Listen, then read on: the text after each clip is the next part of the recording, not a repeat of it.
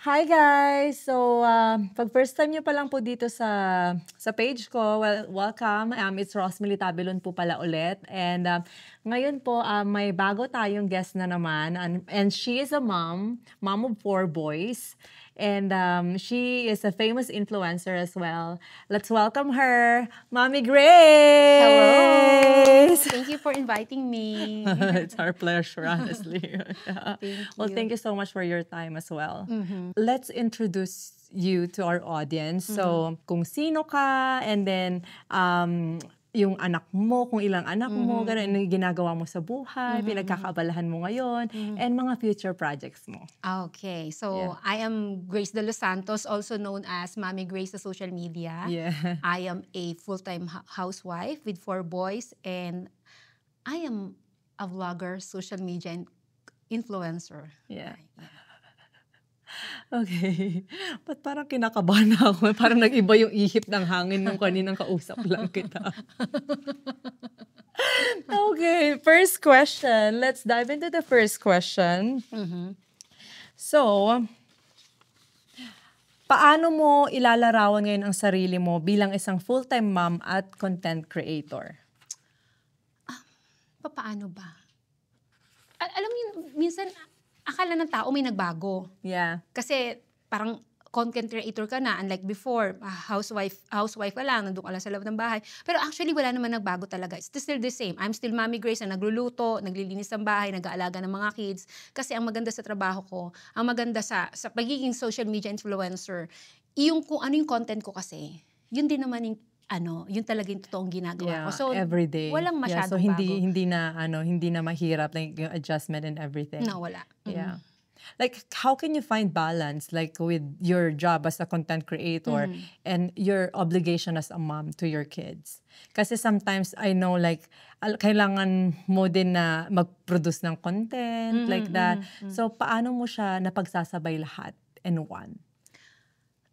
Again, kasi ang content ko is family vlog. Yeah. So, family vlog, usually, ang mga pinopost ko lang is about yung daily life namin, kung ano yung mga ginagawa namin, yung mga lakad namin, yung mga gala-gala, yung kain sa labas, yung sa loob ng bahay. So, ang balance is parang, minsan, nagkakaroon ng problema sa balance kasi I have to edit it, I have to think about my content. So, sa balance na nagagawa ko yung balance na yan with the help of my husband. Yeah. That's so sweet. Yeah. It's a teamwork talaga. Teamwork talaga. Hindi po pwedeng isa lang. Dapat dalawa kayo. Kasi dati kasi focus ako. Siya ang finances. Siya nagtatrabaho. Ako focus lang ako sa mga anak ko. But this time kasi, I have to do the editing. I have to do the contents. I have to do everything. Minsan may mga events ako. May mga ina-attendan ako kunyari, mga invitations. Kung wala yung asawa ko, syempre, mahihirapan ako. I agree. Kasi like, kailangan mo din ng someone na mag-aalaga ng mga bata pag ikaw yung wala, di ba? Especially when you're editing your content. So, like, ang hirap nun kasi kailangan mo din pagtuunan ng time. At the same time. So, si kuya ang nag-aalaga sa mga bata when you're doing your job as a content creator. Oo, minsan nakaupo Saya nga. naman. Nakaupo ako, akala mo nag-cellphone, nag-edit ako ng ganyan, tapos sumasagot ako ng aking mga messages, sumasagot ng mga kaaway, ganyan. Ang understanding kasi kailangan, alam mo yun, kailangan din niyang intindihin yung side mo as a content creator, di ba? Yeah, kasi some husbands, they're like, oh, nasa cellphone ka na naman. Yung mga hindi po pwede. Dapat maintindihan niya na nasa cellphone ako kasi nasa social media ang aking ang aming bread and butter. So, pag ako na nakaupo na nag-edit ako, siya na yung bahala sa mga bata. Support na talaga. Siya na yung mga galing ng teamwork. Yeah. Ano yung nag-udyok sa'yo para simulan ng pagbablog at pag-share ng kwento online? Actually, walang nag-udyok. Ang na-mention mo nga before. Ang pagiging vlogger ko, ang pagiging content creator ko, hindi siya plinano. It's just parang nangyari na lang ng kusa during pandemic days. Ang ganda ng story niya, guys. So you have to listen. During pandemic days, lahat ng tao nasa social media, na lahat nasa cellphone, na lahat nasa computer. Ako, before pa pandemic, mahilig na talaga ako mag-post ng aking mga, kung ano-anong mga ganap sa bahay. Like yung mga anak ko, ipopost ko, maglalagyan ko ng mga funny captions, tapos yung mga landian namin ng asawa ko, ipopost ko. Mahilig ako sa mag-post sa social media, pero for friends lang, or for yung mga, kung sino yung mga kakilala. And then, during that time, laman ako ng mga mommy group. Mommy group sa Facebook. So, meron isang group dyan ng mommy group dyan na sinalihan ako. Tapos isa ako sa mga naging administrator pa nga, naging ano pa ako niyan, ng group na yan kasi magkakasama kami doon. And then one time, pumatok yung arte-arte ni Heart dati na na this is my outfit for today to buy pure foods, ganyan. Corned beef actually. Tapos yung sa group na yon sinabi namin, lika gawin natin, gayahin natin. Kanya-kanya tayong entry, ganyan. So, katuwaan lang talaga. Katuwaan lang yung mga mami na nandun sa Facebook group. Tapos lahat kami hindi naman lahat, may mga ilan na gumawa. Tapos ako, gumawa din ako na nagdamit lang ako, pero gulo pa rin yung buhok ko kasi hindi naman ako mag-aayos na sa lula ako.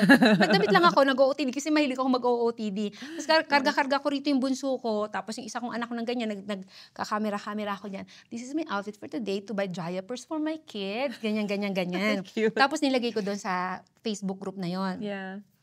Tapos, nagustuhan ng mga kamamis ko. Tuwan-tuwa sila. Ang cute. Sabi niya, i-public mo. Kasi nandun lang naman sa group na yun eh. So, i-public mo para I'm sure papatok yan. Tapos, sabi ko, oo nga no, parang kasi sila nagustuhan nila eh. So, inilagay ko, pinablik ko. During that time, kapag isang ordinaryong mamamayan ka lang, no? Magkaroon ka ng 10,000 views, 15,000 views. Nag-viral kahit ako. Kahit 100 minsan na nakapasok sa 100, masaya na ako. Nag-viral ako kasi pinost ko, shinare ng mga kamamis ko, tapos yung mga kakilala nila, shinare nila, tapos ang daming views, nag-20,000 views, ganyan. Nag-viral ako, ganyan. So, simula nun, nakita ko, meron akong ilan kasi na hindi naka-private. Kasi naka-private yung lahat ng post ko. So, ang ginawa ko, nagpumili ako ng mga ilang video ko na alam kong na ipapublic ko. Tapos nakikita ko, may nang mga nag-i-stalk sa akin. Nila-like nila, sinishare nila, lalo na yung mga pictures ng mga anak ko. Mga videos na funny talaga, sinishare nila. Tapos, ang cute naman ng mga anak mo, Mami Grace. Doon na nagsimula na kasi mami nga ako doon sa group na yon. So, karamihan ng mga kamami ko doon, ang tawag sa akin Mami Grace. So hanggang sa na Mami Grace. Tapos, hanggang sa dumami nag-add a friend sa akin. Actually, hindi ko tinatanggap na kasi pagka personal Facebook, diba? Add a friend. So, may mga nag-encourage sa akin na gumawa ako ng Facebook page. Sabi ko, bakit ako gagawa ng Facebook page? Hindi naman ako artista. Di ba, artista lang naman. Bakit questionin mo na sila? Wala naman akong business, wala naman akong fans, ganyan. Bakit gagawa ako ng Facebook page? Sabi ng, hindi gawa ka lang para hindi mo kailangang i-accept yung nila, yung friend request nila para mapanood ka nila. Usually para kasi, may separation na sa personal and so, for the public views. Gumawa ako ng Facebook page. Tapos, nilagay ko din yung mga videos namin ng asawa ko na nagkukulitan, yung mga anak ko. Pag-gagawa ko ng Facebook page, nagulat ako, 100 views, thousands of views, tapos sinishare nila hanggang sa nagmi-million views na yung mga in just 3 months. Ito, ginawa ko lang page na to. Kasi sabi nila gumawa ka ng page. Wala akong ine-expect. Hindi ako na magva-vlog, hindi ko alam nakikita, hindi ko nga alam na may monetization pala sa Facebook. Hindi ko talaga alam na may monetization. Talagang, guys, hindi talaga niya plinano kasi wala talaga siyang kalam. Wala. Ang gusto ko lang mag-share, Tapos, after 3 months, pinadala na ako ng notification ni Facebook na you are eligible for monetization. Ay! Ang bongga! Eligible! Ganon. Kasi before para ma-monetize ang Facebook mo before, dapat 10,000 followers ka. And then may numbers of hours ng views. So, na-meet ko kaagad yon, yung numbers in just 3 months? Na-meet ko kaagad yon. Tapos, lagpas-lagpas na, 20,000 followers agad ako ng mga ganon. Mga katulad ko nga, hindi kilala, 20,000 followers is big, di ba? Ang galing. So, in just 3 months, na yung pumatok na siya. Tapos, first paycheck ko, $300. Ay, bongga, tuwan-tuwa.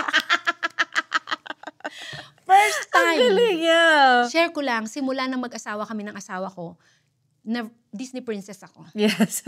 Lahat ng mga... Disney princess, simula nung nag-anak kami, nagsama kami, never ako nag-work, by choice. Saludo ako sa'yo, kuya. Dapat ganun, dapat Disney princess ang mga wife. Disney princess ako talaga, by choice talaga. So, nung time na yon, yun yung kauna-unahan na paycheck ko, na feeling ko, akin. Ako yun, sa akin yung paycheck ko yun, hindi yung bigay ng asawa ko. Usually kasi papasahan niya lang ako ng pera. Galing sa kanya talaga. Galing sa kanya. Di ba? Nakaka-relate ako dyan. Tapos, first time yun na 300, nagtatatawag. Sabi ko, Daddy, look, pumasok na yung ano ko, meron akong 300. Sabi, yung sa kanya, hindi rin naman niya ako siniseryoso eh. Yeah. Kasi andun siya, nag-work siya. So parang feeling niya, sige, gawin mo lang yung gusto mo. Parang syempre, 300. Ano ba naman yung 300 lang? Di ba? Sakita niya. Sakita niya, di ba? Kukumpara mo sa kita niya, di ba? Yung 300. Yeah. Ako, tuwan-tuwa ako, may 300 ako. Ganyan-ganyan. Parang nanalo ka na loto kasi that's something new for you, di ba? That you work hard for it and you earn it unexpectedly. Ang galing. Tapos ano lang siya, okay lang siya sige, gawin mo lang yung gusto mo. Yung parang malibang ka lang, huwag mo lang akong kulitin. Kasi minsan pag siya kinukulit ko, pag wala kang magawa, sige, gawin mo, video ko lang dyan, mga ano. Minsan nga ayaw pa niya, nagtatago pa siya eh. Relate ako dyan. Di mo, bored ako ngayon. Kukulitin ko yung asawa ko sa trabaho. Yeah, tapos anong nangyari? After mga ilang buwan, ayun na, from 300, naging $1,000. Gulat na gulat ako, 1,000? Paano nangyari yun? Wow. 1,000 hanggang naging 3,000, 5,000. Dumating pa yung punto na 10,000, yung mga ganyan. Yeah. Alam mo, sabi ko, paano nangyari yun? Yeah. Nagulat ako. Talaga na unexpected talaga lahat ng pangyayari, no? And it's happening so fast. Oo, at nangyari yun, 40s na ako. Yung pagiging vlogger, yung pagiging content creator, nung mga panahon na yun, parang feeling ko, pangarap ng mga mas bata sa akin. I agree. Di ba? Mga pangarap. Well, lahat naman, halos gusto ng mag-content creation, di ba? But I think it should like start in you, what's your purpose? Kung why are you doing it anyways? Di ba? Yung sa'yo kasi nakakatuwa talaga. So you're helping other people to make happy. Para magiging masaya, di ba? Make them happy, yeah. Well, actually, hindi ko alam kung tama yung sasagot ko, no? I'm not doing this para pasayahin yung viewers. Okay. Hindi ko ginagawa yung ginagawa ko para pasayahin ang viewers. Para sa kanila. I am doing this because I want to share this sa mga tao na ito yung buhay ko. Oh. Diba kasi minsan gagawa ka ng mga bagay na kung ano-ano, gusto ko kasi ma-please yung tao. Okay, diba? yeah. So ako ginagawa ko to kasi gusto ko lang na i-share sa inyo kung ano yung buhay ko. Yeah. Diba? Minsan kasi marami tayong gagawin, especially sa social media na hindi natin gusto. Pero dahil gusto natin pasayahin yung mga viewers, ginagawa natin. No, ako hindi. Okay. Hindi ko to ginagawa for you, ginagawa ko to. Kasi gusto ko lang i-share sa inyo kung ano yung snippets ng buhay namin. And then, nagre-reflect na yun dun sa mga nakaka-relate sila. Na ano. Yeah.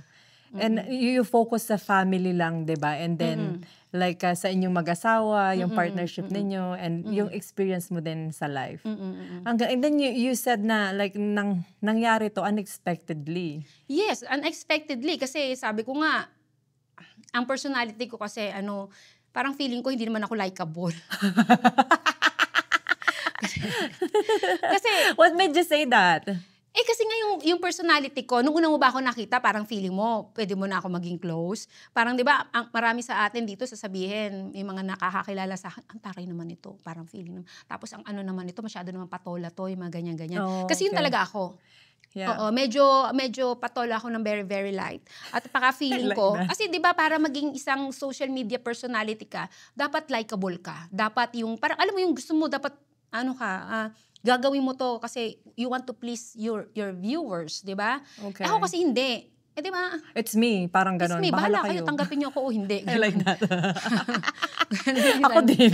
Parang, bahala kayo. Ito yung buhay ko ito ako. So, tanggapin niyo. Kung gusto niyo, kung gusto, ayaw. Ganun so, lang. parang hindi ko nakita yung sarili ko na magiging vlogger, content creator. Kasi nga, feeling ko nga, hindi naman ako likable talaga. I think, hindi dahil hindi ka likable. I think you have a strong personality. And if someone can't handle that, talagang, alam mo yun, magkakaroon kayo ng boundaries, di ba? Kasi sometimes, nami-misinterpret ka nila dahil sa personality mo din, di ba? But eventually, na-realize ko na akala ko lang pala. Okay. Kasi marami palang katulad ko. Marami palang katulad ko. Yeah. Kasi katulad, 'di ba, ako nung nag-start ako, ang gulo-gulo ng buhok ko, 'di ba? Nag-start ako na parang nanay na nanay talaga. Hindi nila ako nagustuhan kasi nakikita, gusto ko pagdating ng panahon, ganyan ang lifestyle ng buhay ko. Like Heart Evangelista, 'di ba? Yes, yung lavish. Ipa-follow mo si Heart Evangelista kasi, wow, ang ganda naman niya, yung suot-suot niya ang ganda. Sana magkaroon din ako niyan. O kaya yung pinupuntahan niya sa Paris, sana. Yung parang nakikita mo kay Heart yung pangarap mo, yung gusto mo mangyari. Yeah. With me kasi, hindi nila nakikita yung gusto nilang mangyari. Nakikita nila mismo yung sarili nila sa akin. Di ba? Lalo yung mga nanay na gulo-gulo ngayong buhok. Nakaka-relate sila. Ganyan din ako sa anak ko. Yeah. Ganyan din ako pag nagagalit ako sa asawa ko. Kaya nakaka-relate sila. Naakala ko hindi ako likable kasi hindi ako parang katulad ng mga, alam niyo naman kung ano yung standard ng kagandahan sa Pilipinas, di ba? Yes, yeah. So, feeling ko noon, hindi naman ako pasok. Pero alam ko maganda ako. Yes. So, anyway. Dapat ganun dapat talaga. I love that, Mommy. So anyway, yun ang nasa isip ko kasi. Na, yung ang hinahangaan ng mga tao, feeling ko, yung mga ganon, yung magaganda, yung magaganda ang buhay, yung mga beauty queen ng artistahin. Yeah. Not knowing na pwede ka rin palang panoorin ng tao, it is because nakaka-relate sila sa'yo. So yun ang nangyari, ang mga viewers ko, mga nanay na nakaka-relate sa akin kung papaano ko sasawayin yung mga anak ko, kung papaano ko lulutuan ng pagkain yung mga anak ko, ganyan. Ang galing. So dapat talaga relatable yung mga contents din. Yes, dapat relatable. Yeah. Para may reason yung tao na mapanoorin ka. Oo. Hindi naman tayo bigla lalabas na lang tayo dyan. Panoorin niyo ako yung aking mga travel. Sino ka para panoorin ka travel? Lahat naman nagta-travel. Pero na lang kung sikat ka na talaga. Pero ang galing mo kasi like, alam mo yun, talagang hindi, sabi mo nga, di ba, wag kang mag-expect ng something. You're just enjoying what you do. I think yun yung magsiseparate din sa'yo. Kasi sometimes, we tend to forget like, yung ano ba talaga yung makakapag-happy sa atin. Pero chine-chase natin yung bagay na, ito gusto kong maging ganito. Pero ang tamang tanong, masaya ka ba sa ginagawa mo? Yeah, diba? Katulad nga nung sinabi ko, diba, maraming mga sa social media na, I will do this kasi ito yung patok. Yeah. Diba? Ito yung uso. Which is hindi na ikaw. Pero hindi naman ikaw yun. Yeah. Parang hindi mo na makikilala yung sarili mo na, ako pa ba to? Ganyan. Yeah. So, I mean, kikita ka nga. Kasi minsan, yun ang uso, kikita ka. Totoo. Malaki ang kita mo. Pero, happy masaya ka ba? Yun yung tanong talaga. Ako slowly lang talaga yung meron kami. Hindi bonggang-bongga. Hindi ko pa maiko-consider yung sarili kong malaking vlogger. Ang ganun lang, parang usad-usad lang kami. Usad-usad lang ng ganyan eh. Kasi hindi ko siya masyadong, parang hindi ko pinipressure yung sarili ko. Hindi ko kailangan makipagsabayan. Na dapat ganito, ganyan. Dapat everyday may content dapat tayo. O dapat mag-isip ka ng ng gagawin natin kasi ito yung ganyan. Diba? Kasi pag pinilit yung sarili mo, mag-isip ka na mag-isip, hindi mo na mai-enjoy yung gagawin mo. Mapapagod ka na. Mapapagod ka. Yun yung advice mo na parang nagustuhan ko. Like parang enjoyin mo kung anong ginagawa mo. Kaya di ba nung nag-usap tayo, tinanong kita, nag-i-enjoy ka ba? O kung nag-i-enjoy ka sa ginagawa mo, tuloy-tuloy mo. Yeah. It's a hard work talaga. Pero alam mo yun, pag yung naririnig mo yung sinasabi din ng iba na, yun nga, nakaka-relate sila, ganyan din yung nangyari sa akin. O hindi lang pala ako nag-iisa. O sama-sama na lang tayo. Oo, di ba? Meron pa akong isang kwento.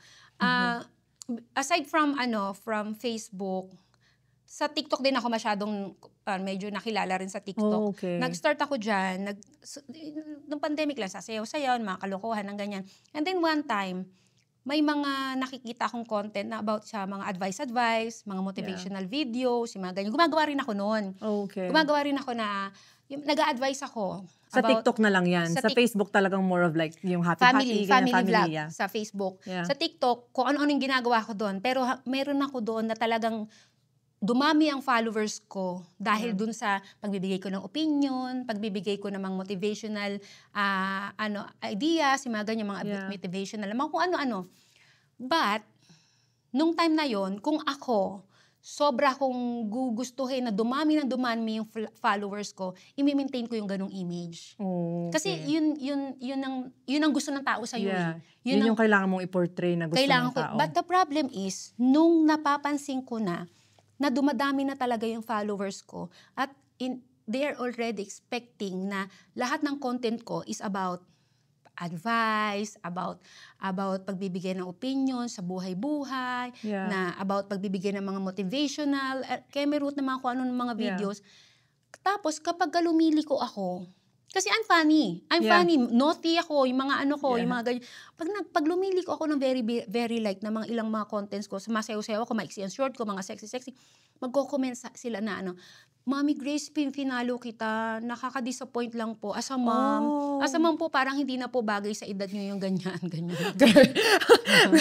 May pamantayan ba dapat ang... Oo, as a mom. At saka, nakaka-disappoint lang po kasi na finalo ko po kayo because of your advices, because of your mga motivational videos ninyo. Tapos makikita ko po kayo ganyan. And then, parang naging kasalanan mo ko.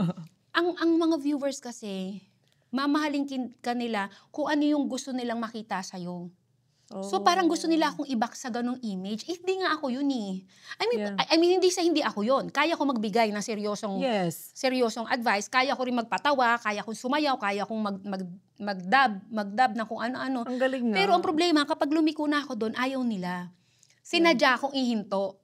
Kasi ayokong ikahon nyo ko sa ganitong image because yun ang gusto nyo. Ginagawa ko yung pag-a-advise kasi yun ang gusto ko. Hindi dahil yun ang gusto nyo. That's diba? Kaya parang tinigil ko ng very, very late. Pero once in a while, nagbibigay pa din ako ng konti-konti mga ano. Pero as much as possible, inano ko. Kasi parang, hindi ako pwedeng magpatawa. Hindi ako pwedeng magsuot na maiksi. Kasi ito ko eh. Oo. Dahil doon sa mga motivational videos ko, nagkaroon ako ng mga TikTok friends na mga pare, mga pastora, yung mga ganyan. Sila na yung na-attack mo. Kaya baka may mga pinapatulan ako ng magko-comment doon yung mga followers ko. Sabi ko, ayaw ni Father yan, mga ganyan, Mommy Grace. Kunyari magpaka-crop top ako. Naku, hindi ka magugustuhan ni Pastora yan. Kasi dahil ko talaga mga followers, mga Pastora, ganyan. There's a motivation. Oo, yung mga advice ko. Kaya lang sabi ko, parang hindi ko na makikilala yung sarili ko. Kasi maliit na parte lang yun ng personality ko eh. Pero gusto nila, yun lang ako. Sabi ko, paano? Hindi ko na may showcase yung kalandian ko. Mga pa-slit ko na ganyan. Kasi ayaw ni Father. Like babaguhin ko na. Oo. So, yun. Parang, ngayon, pag may nakikita ko, dati pina-follow kita, ang mga videos mo, mga advice, mga ganyan. Bakit ganyan na ngayon? Ganyan.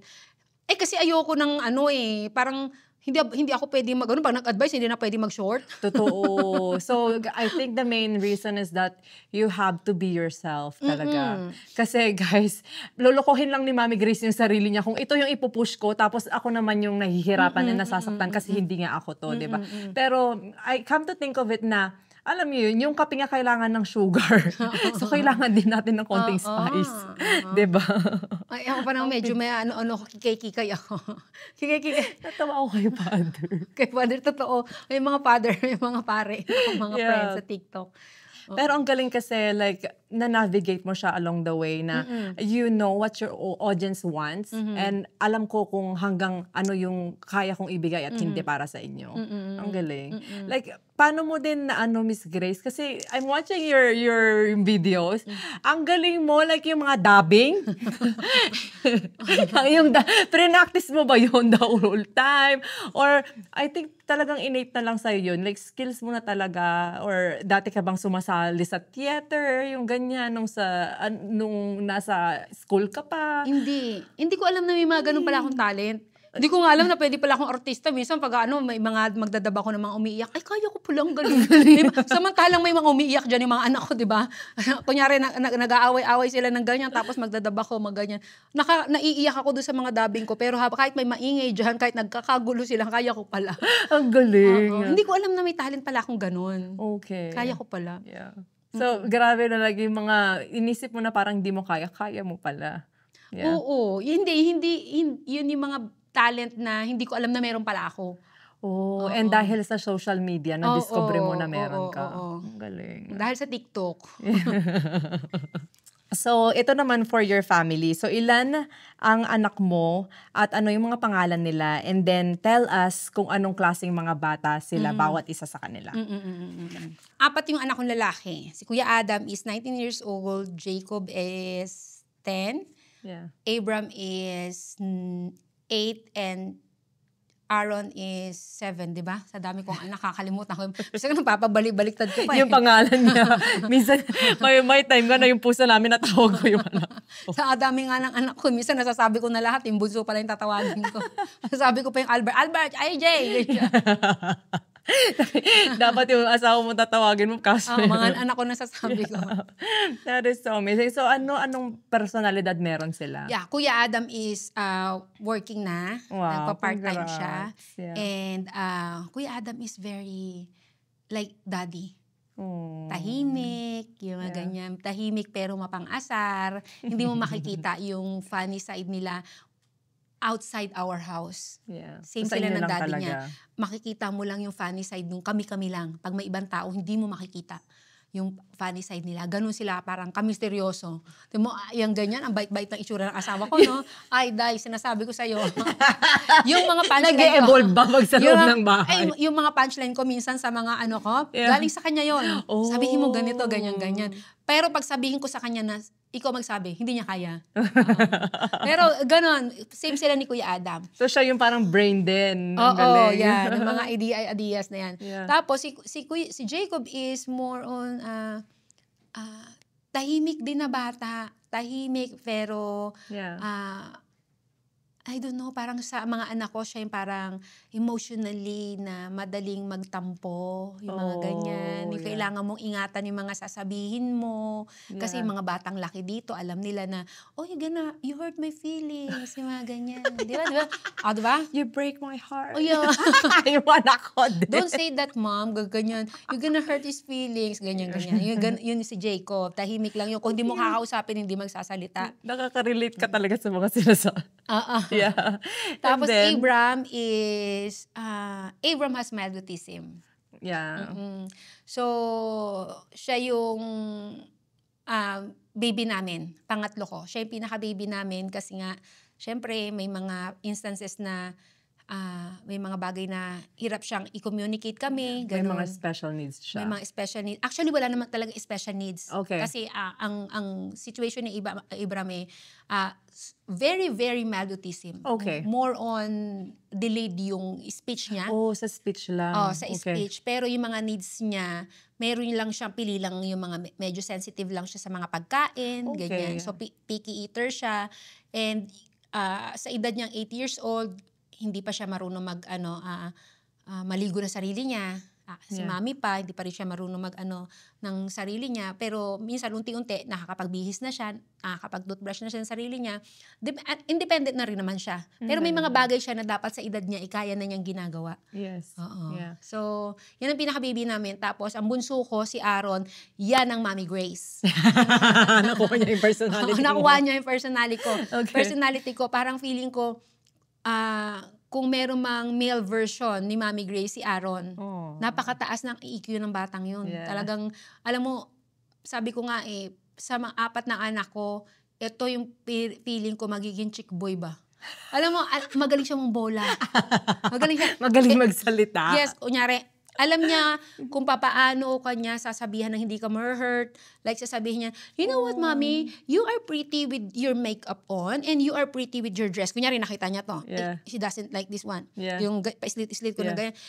You are pretty. You look beautiful with your dress. But you are prettier without that makeup. Or you are prettier if you wear you are prettier if you wear longer dress. Ganon siya, ganon si Aaron. The best critic mo siya. Oo. Ganon siya magsalita kung paano niya sasabihin. Kunyari pag hindi niya nagugustuhan yung pagkain, sasabihin niya ganon, I like your cooking, but can we order McDonald's? Ganon. Skills yan And at a young age, alam niya na maganyan. Ganon siya, magaling siya. Ang galing. So, ayan, yun yung male version ko. Kamusta ang journey mo bilang nanay ni Abraham na may mild autism? Ano yung natutunan mo para sa kanya?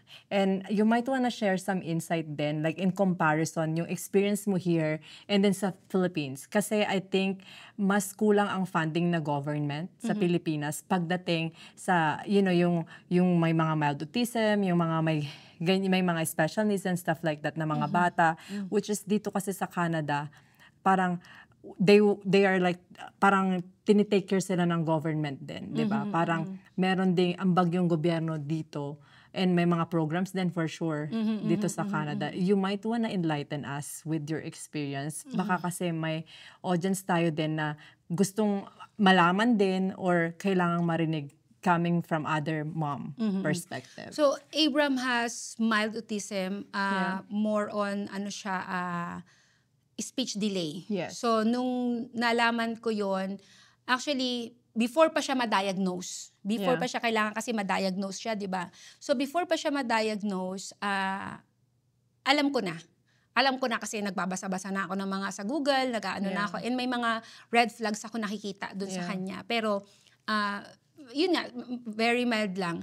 And nung time na nalaman ko, nung nakuha namin yung diagnosis, yung kinausap kasi, series of ano kasi yan series of assessment ang gagawin. So, nung napansin ko na be-behind siya sa bunso ko, naisabi ko na yun sa family doctor namin. But, during that time, 2 years old siya, ayaw pa ng family doctor namin na i-diagnose siya, magpa-undergo siya ng diagnosis kasi nga baka magkaroon ng false diagnosis kasi nga baka delayed lang. Tsaka bata pa kasi. Bata pa, 2 years old.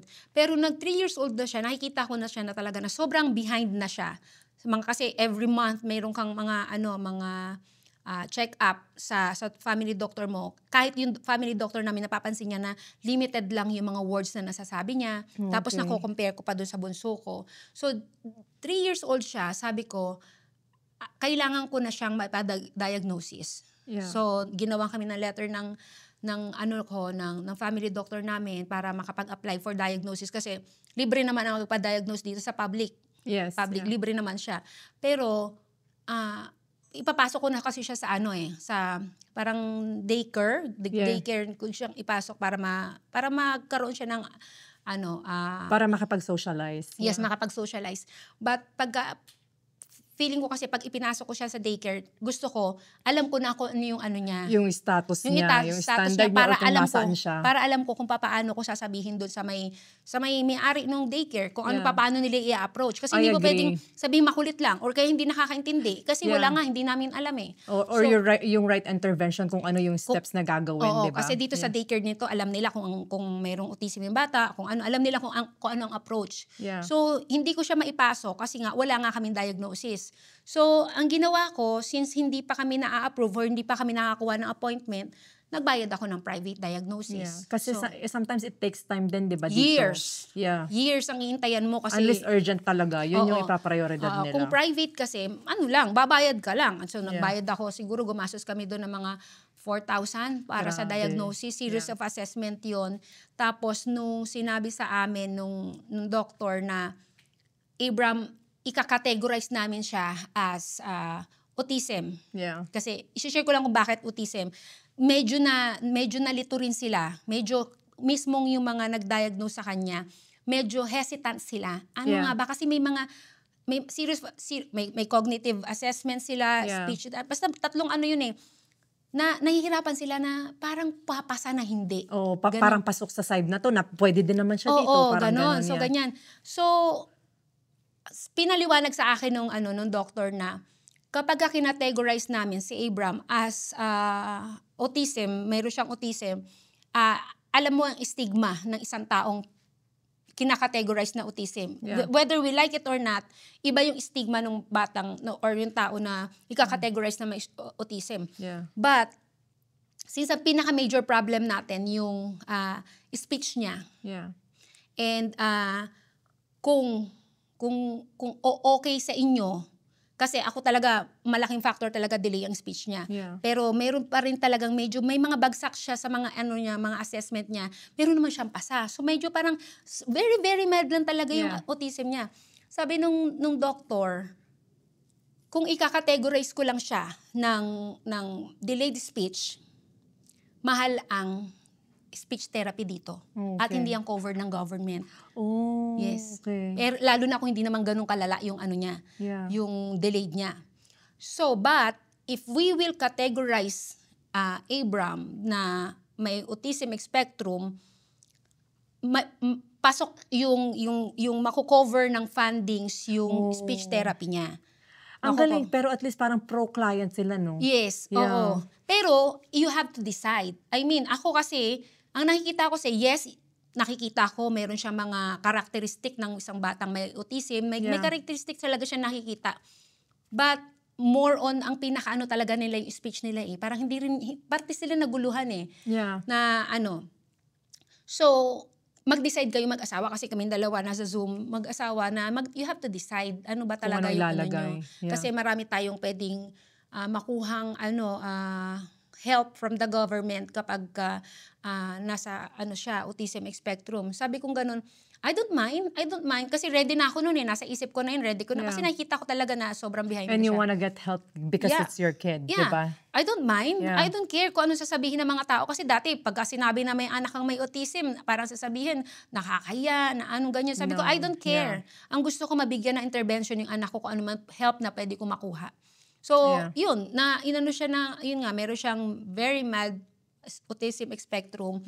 And yun, how was your experience like going through that? Like nung nilagay na nila and then magra-run na naman sila ng bagong treatment, may mga treatment plans na, 'di ba? How did you navigate? Ikaw mag-a-apply ka, maghahanap ka ng mga ng mga center na pwede nilang anuhan. Pero ni-recommend din sa'yo ng family doctor mo yan or ikaw na talaga yung sarili mong diskarte kung sino ang hahanapin mo? Sarili mong diskarte kasi mag-a-apply ka sa government ng funds ng para yung mga needs na kailangan ng bata. So, grabe din yung effort mo for sure, Grace.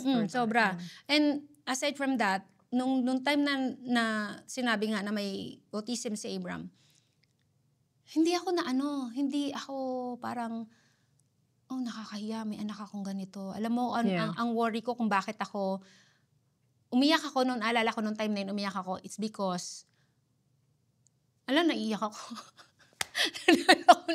Kasi babalik ka na naman sa scenario na yun Maano kayong future ba na diba hindi mo ka naman habang buhay na mabubuhay, diba? Paano siya? Parang ganun pag wala ako. Hindi ko kaya na-imagine yun, mami. Sorry, may tissue dito. Hindi ako na Here. Hindi ko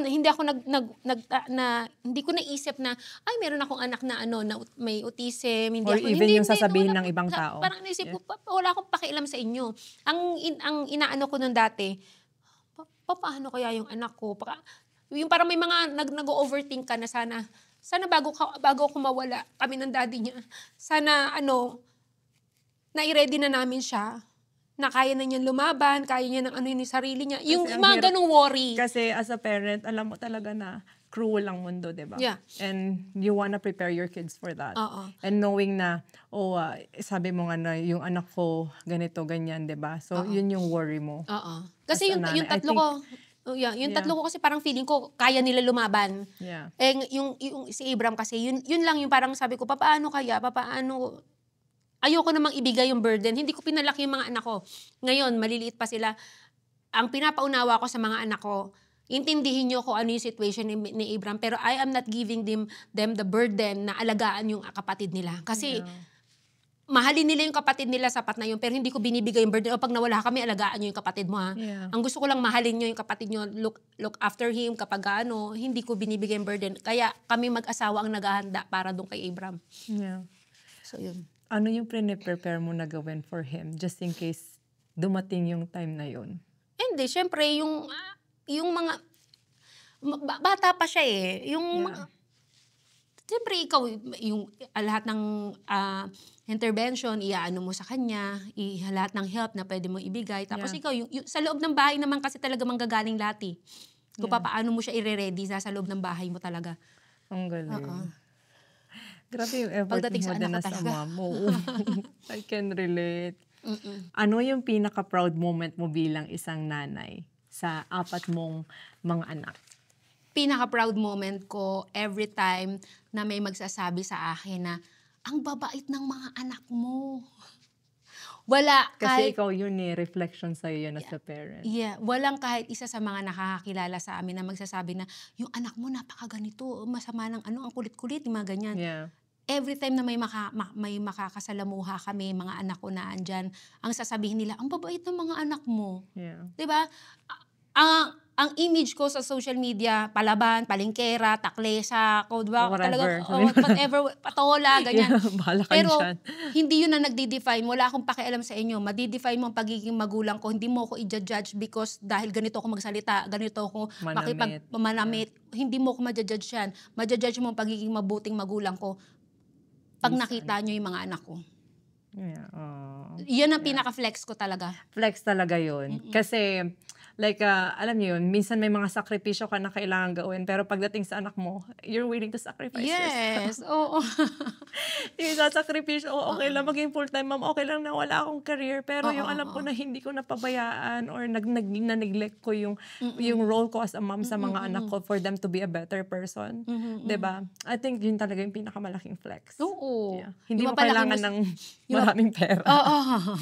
Pero syempre, kailangan natin ng pera. Pero hindi lang sobra-sobra. Kailangan natin yan. I love that. Hindi ba kayo mapakaplan? Oo, kailangan pala natin. I love that. Okay, grabe.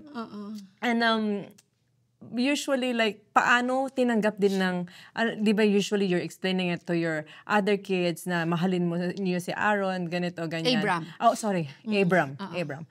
Paano mo sila parang nire-remind lagi? Because I know sometimes kids, they tend to forget things, di ba? Paano yung, like, relationship nila? Walang special treatment si Abram. Oh, okay. Wala siyang special treatment. Kasi, minsan kasi, ang nangyayari kasi kapag yung may mga anak tayo na binibigyan natin, katulad niyan, may autism si Abram, hindi ko pinaparamdam sa ibang mga anak ko na, oh, you have to treat Abram like this kasi may ganito, ganyan. Inire-remind lang namin sa mga anak ko na, oh, si Abram is mahirap i-explain yung medical ng condition ni Abram eh. So i-explain mo siya sa mas batang isip ba? Kung ano lang yung kayang abutin ng pag-iisip ng bata. Hindi yung level mo na as a parent. Ini-explain ko sa kanila na Abram has autism, and then tinanong nila, what is autism, mommy? Autism is like Abram is 7 years old, but sometimes he thinks like he's 4 years old. Yeah. Sometimes he will think that he is younger than you, Aaron. So you have to understand, sometimes he cannot understand you, and sometimes he will have tantrums, mga ganyan. So naiintindihan nila. May mga pangyayari pa na kapag sila lang may kalaro, tapos may dadating na ibang tao na hindi alam. Minsan may magsasalita si Abram na out of nowhere, sabihin lang niya, you know, Roblox, ganyan. Wala, out of nowhere, magkukwento lang siya about Roblox. Tapos titingin ni mga oh, my brother has autism. Sometimes he doesn't know what he's saying. And you just have to understand him. Si Aaron, ganun. Sila na nag-i-explain sa kausap nila. And sila na yung alam yung gumagabay din, di ba? Naglo-look after sa kapatid nila. Ang sweet. Yeah, pero hindi ko pinaparamdam sa kanila na dapat yung gawin yon, di ba? No, ibig sabihin hindi ko pinaparamdam sa kanila na merong special treatment. Oh, okay. Oo, na magkaiba kasi kahit gaano pa nila maintindihan yung sitwasyon ni Abram, bata pa rin kasi sila. Yeah. Makakaramdam pa rin sila ng bakit ganun si Abram pwede ganun, tapos ako hindi. Kung ano yung mga bawal kay Abram, bawal din sa kanila. Kung ano yung mga pwede kay Abram, pwede din sa kanila. Yeah. Ganon. Paano mo na-learn yung parenting way na ganyan, Mami Grace? Ang galing kasi ng navigation mo. Like, you're treating them equally. Process diba? Yan. Ang pagiging magulang ay proseso yan. Hindi yan pagka anak mo ng panganay, ka na, magaling ka na, expert ka na. Diba? Process yan. Kay Kuya Adam, si Kuya Adam mga nakatikim ng aking very matinding disciplinarian na mamalo ako dati kay Adam. Yeah. Diba? Yeah. Siya yung parang naging trial and error. I love it kasi you admitted it. Kasi like we cannot remove that kasi nga we came from that generation as well, diba? Which is so hard na parang alam mo yun, yung ayaw mo na siyang i-pass on but still like you're trying to be better at it. Diba? Kaya sabi mo nga, like honestly yung mga first child natin. Oo, sila yung trial, diba? Sila yung trial. Kuya Adam yung nakatikim na, huwag ka sasagot-sagot ha, ganyan-ganyan. Pag minsan mga ngatwiran ngatwiran. Tapos pag hindi effective, anong ginagawa mo? Mapapalo, tsinelas ka talaga sa akin. Si Kuya Adam lahat na nakatanggap nun. But eventually, habang lumalaki sila kasi dapat maging sensitive ka sa kung ano yung nagiging action ng mga anak mo. Minsan darating sa panahon na makikita mo na nagsisinungaling. And then you have to assess yourself, bakit nagsisinungaling ang anak ko? Bakit hindi nagsasabi? Wag mo isisisi sa kanya kasi walang batang sinungaling na lumaki ng sinungaling agad. Na mold niya yan sa sarili niya, natutunan niyo kung bakit siya nagsisinungaling. Hindi, wala namang bata na talagang pinanganak na sinungaling eh. Yeah, yung sa action talaga yun. Bakit siya mini-mirror. Bakit siya nagsisinungaling? Tatanungin, hindi ko sinisisi yung anak ko na bakit siya nagsisinungaling. Ang bata-bata mo pa, sinungaling ka na. Tanungin mo sarili mo, bakit nagsisinungaling? Kaya siguro nagsisinungaling at hindi nagsasabi sa'yo ng totoo kasi natatakot sa'yo. Diba? Yeah. Kasi baka mapagalitan ako agad. Bakit umuwi, may sugat sa tuhod. Tatanungin mo, what happened? Ayaw magsabi, hindi sasabihin yung totoo. Kasi pag sinabi niya yung totoo, ang kulit mo kasi sinabi ko sa'yo, wag umakyat doon eh. Ganyan. Diba? Sinabi ko sa'yo, ganyan. Ang galing yan. Diba? Totoo yan. Diba? Mas lalong hindi na mag-uupit kasi pinagalitan. Baka na pa magsasabi sa'yo ngayon yan. Tapos meron pang isang pangyayari na learning na yun, no? Meron pang isang pangyayari na talagang nagpabukas sa isip ko kasi ako, sa Pilipinas kasi iba yung pag-aaral. Iba. Grabe talaga, aral kasi may exam ka, isang araw, ganyan. Tutok talaga. Magsunog ka ng kilay, sabi nila. Ang anak ko nag-aaral. Ang aral sa Pilipinas kasi parang buong araw yata. Magkukumun pa yan. English, math na kumun sa Pilipinas. Magta-taekwondo pa yan. Magva-violin pa yan. Parang binigay ko na lahat sa anak ko yung mga dapat gawin. Tapos doon siya nasanay na ganung parang kailangan ganun ang gagawin niya. And then nung nandito na kami sa Canada, pag uwi niya, kita ko pawis na pawis siya kasi araw ng exam nila. Pawis na pawis siya. Tapos nakita ko parang natatakot siya sa akin. Sabi niya, kasi bago siya, Adam ha, sabi ko, alam mo na yan ha, nireview na natin yan kung ano yung mga ha, kasi nag-review kami. Pag uwi, natatakot siya, nakikita ko na pinagpapawis siya. Mami, alam ko naman yung sagot, nagkamali ako kasi, mabilis kasi yung time ganyan. Tapos nakita ko sa mukha niya na kinakabahan siya, na parang paiyak siya. So bakit? Anong nangyari? Mayroon akong 3 mali, ganyan siya. Tinatago niya, ayaw ipakita yung yung papers niya. Mayroon akong 3 mali. Sabi sorry. Parang naisip ko, ay, ganun pala ako kahigpit. Ganun pala ako ganun pala yung trauma na binigay ko sa anak ko, na kapag nagkamali siya, pag umuwi siya na mababa yung score niya, kakabahan siya. Hindi pa ba ako matuwa? 3 lang yung mali. Yeah. Diba? So parang hindi naman biglaan yun. Yeah, tapos anong sinabi mo? I'm so excited. Anong sinabi mo sa kanya? Sinabi ko sabi ko, bakit? Patingin nga. Sabi ko, patingin. Bagong dating, first time namin dito na mag-aral siya. Patingin nga. Sabi ko, parang, okay lang yun, 3 lang naman pala eh. Kasi nakita ko na siya, yung parang pinaano ko siya. Mas makikita mo sa mukha, 3 lang naman pala eh. Mas makikita mo sa mukha niya na parang siya nabunutan ng tingin. Sumaya siya. Alam mo, mami, ako nga, yung classmate ko nga, ang daming mali. 10 nga yung sa kanya eh. Ako nga, ganyan. Mas nag-open up na. Doon ko na-realize na, ay, mas maano pala siya. Mas mag-open up siya sa akin kapag hindi ako agad galit. Yeah. Kasi paglapit pa lang ng anak mo, nakasinghal ka kaagad. Ano na naman? Malapit pa ba yan? Magsasabi pa ba yan? O tatalikuran ka na yan. Yeah. And then one time, meron pang isa talaga na yun talaga yung isa rin yan sa mga nagpaano sa akin. Kasi syempre bilang magulang, ayaw natin sasagot-sagot yung mga anak natin. Yes, Ayaw natin. Lalo pat Pilipino tayo. Bastos ka na agad pag ganyan. Tokbak ka ha, ganyan. One time, pinagalitan ko si Jacob. Tapos, Jacob, what happened? Ganyan.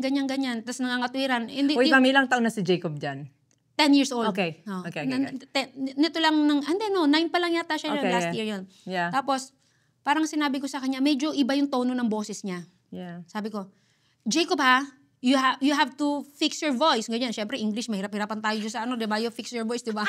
I don't like the tone of your voice. You're answering back, ganyan. Stop answering back, ganyan. Tapos, minsan magagalit ka, minsan short. Tapos, narinig nung bunso ko, Mom, why don't you want him to answer back? Why don't you want him to give his explanation? That's not how conversation works. Wow! Ginamit na. That's not how conversation works. Parang, ang hirap na mag-English. Parang sinasabi niya, paano mo malalaman yung sagot niya kung hindi mo siya pasasagutin? Sabi niya galing, ganun. kasi natututo ka rin sa kanila. Yes. Ang galing. Oo. Yeah. Kaya nga sabi ko, ang pagiging magulang, process yan. Yeah. And dapat... It's a whole life progress talaga. Hindi ka magaling sa umpisa. Yeah, process yan. And dapat matuto kang ilagay yung sarili mo dun sa Sitwasyon sa nila. anak. Oo. Yeah. Para lagi mo ilalagay yung sitwasyon mo dun sa sarili. Nung mga panahon ko, nung mga maliit ako, 'di ba? Ito yung ayaw ko na ginagawa sa akin ng parents ko. Bakit ko gagawin doon sa mga anak ko? Totoo. May mga ganun. Ang galing. I think that's the most effective way talaga. Yung i-put mo yung shoes mo sa shoes nila para alam mo kung nasang sitwasyon kayo. Yeah. And then, alam mo kung saang bagay ka makaka-relate at hindi. Totoo. And naniniwala ako talaga na ang pagiging parents, talagang it's a full-time process na parang hindi sa umpisa magaling ka na agad. May mga mistakes ka na magagawa and yung realization na I wanna fix this because it's not, hindi magandang impact sa anak ko. Let's try this another way. Pag hindi pa rin effective, okay, let's try again. Yung mga guys, so it's a trial and error talaga. And walang perpektong magulang. Yeah, wala. And dapat willing kang makinig sa nararamdaman mo. Lalo na kung para naman sa ikabubuti ng mga anak mo. Huwag kang mahiyang mag-sorry. Diba? Totoo. Huwag kang mahiyang mag-sorry. Pag alam mong mali ka at na-hurt mo sila, huwag kang mahiyang mag-sorry. Yeah. Pero paano naka-apekto yung pagiging babae mo tapos 4 silang lalaki? Like, Wala na, sanay na ako eh. Sanay na eh. Kasi parang, rin ako kasi, parang may pagka-boyish din na. pagka-boyish din ako ganun. maton din ako na parang nasanay na ako so kung ano yung mga ginagawa nila sa bahay. Minsan ako yung panganay ko, binubuhat ako, minsan wrestlingin ako eh. So talagang nag-adjust ka na lang. Oo, wala kang magagawa. Lalo na yung ama nila, maharot. Pag simula na ng ama nila na i-wrestling ako, ando na din sila lahat, ako yung kawawa, mga ganun. Oo. Ikaw lang kasi nag-iisang queen nila, no? Sana may boy din tayo. Wait ka lang daw. Wait ka lang. Parang ang hirap kasi, mami. So, nung dumating kayo dito sa Canada, ilang taon yung panganay mo kung 19 na siya ngayon, di ba? 8. Okay. Tama ba? 8 yata, magna-9. Something like Yeah. that. Oo, magna-9 siya. How was it like nung nandito kayo sa Canada with the adjustment kasama yung mga kids niyo? Dumating ako dito sa Canada, si Kuya Adam lang. Yung tatlo dito na. Dito na pinanganak. Hindi ako nagkaroon ng major adjustment. Kasi iniwan kami ni Daddy sa Philippines. 1 year old pa lang si Adam. Yeah. So, nakuha niya kami 7 years in the making, 8 years ata, ganyan, 7 years. So, nung nandito kami, hindi ako yung parang na-homesick. Yeah. Kasi, lagi kong dinadasal yun eh. Na sana masama na namin si Daddy. Sana, magbuo na kami, yung ganyan. Yun yung someday mo. Kasi hindi kami nagsama sa isang bubong ng husband and wife and anak ko ng matagal. Nung nag-decide kami, kasi palipat-lipat kami eh. Parang hindi pa kami financially stable talaga nung nasa Pilipinas kami. Yeah. So minsan pupunta kami sa side niya, pupunta ako dito sa side ko. Tapos bago siya umalis, nangupahan kami, na kami lang. Yeah. Siguro 3 months lang kami na nagsama na kaming tatlo lang. Husband and wife and your kid. And then umalis na siya. Ang adjustment ko, hindi yung culture. Ang adjustment ko, yung sa loob ng bahay namin. Kasi parehas namin hindi kilala pa yung isa sa loob ng bahay. Doon kami na dumating ako na naglayas ako, buntis ako. Uwi na ako dito, magkapera lang ako. Uwi ako Pilipinas. Wait, yung tipo, uwi na ako, tapos nasa labas ka na, babalik na. Ay, hindi ako bumalik. Kasi mataas ang pride ko noon eh. Hindi ka ako bumalik ako kasi hindi ko alam pupuntahan ko. Eto, magandang istorya niyan. Kasi nauna siya dito, di ba? Yeah. So, yung sanay siya, nang ipapadala sa amin, ako nagbabudget. So, sanay siya, yung natitira sa kanya, siya rin ang nagbabudget. At saka hindi ko alam kung paano ang gastusan dito, gastusan ng ganyan. Minsan, may dumadating sa punto na, minsan may mga cravings ako, lalo na buntis ako, magpapabili ako ng ganyan. Ito pagdating sa pera kasi, budgeted siya eh. Siyempre, alam niya kung magkano ang gastos dito. Siyempre, credit card. May credit card ako, siya rin ang nagbabayad. Pero, siyempre, alam niya yung kwenta ko ano yung magiging gastos namin. Minsan, ang shampoo ko, Pantene. Yan, mahal yan. Kuha ka lang nung mura. Yan na naman, mahal. Tapos dadampot ako. Minsan, mayroon pa kaming away na nanood kami ng sine. Yeah. Nanood kami ng sine, may baon na kaming pagkain. Paglabas namin ng sine, nagkikrib ako ng pizza. Kain tayong pizza, ganyan-ganyan. Kasi sa Pilipinas, di ba, pag dumadating lang sa'yo yung pera, bahala ka, gastos ka ng gastos. Yeah. Siya, syempre, siya ang magbabayad ng pagkain ng pizza. kakakain lang natin. Kasi ano ganyan, diba, kumain na tayo, di ba? Ganyan, bago tayo pumasok ng sinihan, kumain, tas kakain na naman sa labas. Ganyan, sama-sama talaga ng loob ko. Tapos one time, nag-away kami. Buntis ka. Buntis ba ako nun? Umuwi na tayo kasi meron naman daw kaming pagkain sa bahay. Meron naman pagkain sa bahay, sayang lang, ganyan. Kasi buntis ka, naiinis na talaga ako, ganyan. Iniipon ko yon. Tapos, nung one time na nag-away kami, meron kami rin pinag-awayan na gano'n na parang pinagtatalunan namin yung gastos na naman doon sa kung ano yung, basta kinikilala pa namin yung isa't isa nung adjustment period. Nag-a-adjust talaga kami kasi hindi kami nagsama as mag-asawa talaga sa isang bubong. Nung time lang na dumating ako. Tapos, sobrang sama ng loob ko. Lumabas ako, nag-jacket lang ako, buntis ako, nag-i-snow. Nag-i-snow talaga. Sinuot ko lang jacket ko, yung boots ko, ganyan. Naglakad ako mula doon sa amin hanggang doon sa pinaka-downtown doon sa lugar namin. Tapos pumasok ako ng Tim Hortons, magkakapi ako. Magkano lang naman ang kape? $1, $2. Yeah. $1. Tapos pagkuha, wala pala akong pera. Wala pala akong pangkape. Buntis ako. Ganyan. Namiiyak ako, nakayuko ako ng ganyan sa Tim Hortons, nakaupo lang ako, sumiyak ako. Sabi ko, pagka nagkapera ako, uwi na ako Pilipinas talaga. Ayoko na dito, ganyan. Kasi wala ako sariling pera eh. Nung nasa Pilipinas ako yung gumagastos kasi lahat ng padala niya, ako yung nagbabudget. Nung dito kasi, since siya lahat ng hindi naman niya ita-transfer sa akin eh. Ako, nakakabili ako ng gusto ko. Limited lang. Kasi nga, babayaran niya yung credit card ko. So, lahat ng gastos namin, limited. Kasi may mga babayaran. Kasi alam niya kung ano yung gastos dito eh. Yeah. Ganun naman talaga. Ako, hindi talaga. Palalayas ako, uwi akong Pilipinas, makapanganak lang ako. Akala mo, ganyan sa isip-isip ko. Talagang kawawang-kawawa ako. Tapos pumunta ako sa isang park. Parang alam mo yung sa mga Korean novela na tumuturo ang snow na ganyan. Nakaupo lang doon ako sa bench. Umiiyak ako. Ayan pa rin ba yung reason dahil sa pizza pa rin? O hindi iba na yun. nagkaipon-ipon na? Mag-ipon-ipon na. Yun na yung talagang lumabas ako ng bahay na. Nag-snap ka na talaga na I'm done. I'm done. Uuwi akong Pilipinas. Ganun. Nag-ipon-ipon na sama ng loob ko. Tapos, kaso dumidilim na, hindi ko na kaya. Malamig na talaga. Kumakapal na yelo. Umuwi na ako.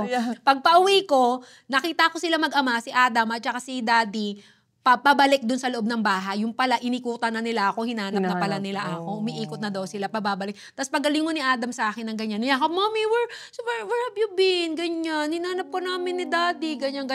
Hindi ako kumikibo. Masok lang daw ako sa kwarto, natulog ako. Huwag ako sapin. Ganyan siya. Yeah. I think lahat naman tayong ilalay mo yung asawa natin, ganyan tayo na mag-iinarte ka. Yeah. Yun ang pinaka-struggle ko. May mga more on siguro ang tagal ng adjustment namin bago namin nahuli yung isa't isa na nag-adjust ako lalo nang nagbago lang siya nung sunod-sunod na yung mga anak namin. Kasi talagang kailangan niya magbago kasi nakikita niya na anong gusto mo i-stay ko na on time makakapagluto ako, binuntis mo ako ng binuntis, di ba? Tatlong sunod-sunod yun eh. Sunod-sunod. Tapos anong gusto mo pag uuwi ka galing ng trabaho mo, naka-ready na yung pagkain mo? Hindi. Ang hirap noon. Tapos na-operahan pa ako, tinanggalan ako ng gallbladder. Siya na yung kusa nag-adjust. No, wag mong intindihin yan. Hayaan mo kung kailan ka magbabacuum, bahala ka na.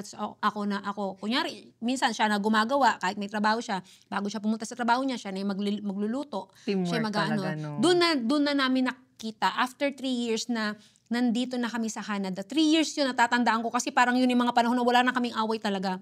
Smooth na. I think yun na talaga, like 2 to 3 years talaga yung adjustment period. Pero ang tagal nun, lagi kami nag-aaway. Lagi parang nagbabanta ako, sabi niya sa akin nung pag-uwi ko. Sabi niya, pag naglalayas ka, dadali mo yung credit card mo para makakabili ka ng kape. Sabi niya sa akin. Alam na niya kung saan ka Alam na umiin, niya. no? Oo. So, mahirap. Yun ang pinaka-struggle ko. Pero hindi ako yung nalungkot na namimiss ko ang Pilipinas. Hindi ko Of course, namimiss ko yung family ko sa Philippines. Pero ito yung gusto ko. Siya kasi yung andito, home mo na inaantay mo nang maging kasama mo. Ang galing. Ang hirap, Grabe yung navigation nyo pero sa relationship nyo, no? How yung pivot kung papaano ba namin i-handle yung isa't isa. So process din yun. It takes time, guys. Yeah, ang marriage is is a process. Minsan, nakakalungkot, maraming mga couples. Mag-give up agad. Yeah, maraming mga couples nag-start ng parang ganyan talaga, di ba? Yeah. Parang mahal natin ng isa't isa, mahal natin, lalaban natin ng ganyan-ganyan. And then, eventually, parang nawawala yung tamis, nawawala yung spark.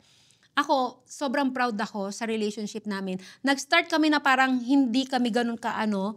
And then, habang tumatagal kami, dumadaming anak namin, I can say na mas matibay kami ngayon kaysa nung nag-start kami. Amazing. Ngayon, as in, mas matibay kami ng asawa ko ngayon kaysa nung nag-i-start kami. Yeah. Mas mahal na ako ngayon ng asawa ko. Dati kasi inaaway ako niyan eh. Ngayon alam niya na. Konting lambing lang okay na. Alam niya na kung saan yung sweet spot mo, no? At saka, alam na namin yung topak ng isa't isa. Alam na namin. Hindi mo nasasabayan. Alam ko na may magagalit na naman yan. Hindi ka nasasabay. Ang galing. Sa amin pati, hindi uso yung sabi nila, di ba, yung maraming mga personalidad dito. Huwag kayong matutulog hanggat hindi nyo naaayos ang problema nyo. Sa amin, hindi applicable yun. Okay, sa amin din. Mark too, like he wanted time, okay, I'll give you time. Then talk to me. Kasi mag-stressan lang kayo. Kasi huwag kayong matutulog hanggat hindi kayo daw naaayos. Ay, hindi. Masyado pang mainit eh. Yung emosyon nyo matataas pa eh. 12 midnight na. Kasalanan mo kasi, ganyan. Pagod na kayong parehas, hindi pa rin kayo matutulog. Kasi mag-explain pa. Itulog kami, itinutulog namin. Pagka hindi kami magkikibuan. Pagka ilang malalaman mo na lang, okay na kayo. Anong gusto mong ulam? I like that. Okay na. Diba? Talagang give time talaga sa isa't isa. Lalo tama yung mainit pa. Lalo mo pang papakuluin, wala Magigigil lang kayo sa isa't isa pa lalo. Lumabas ka nga, lalo kung manggigigil pag kakausapin niya. Kasi naman ikaw ganyan, lumabas ka, gagawin ko siya.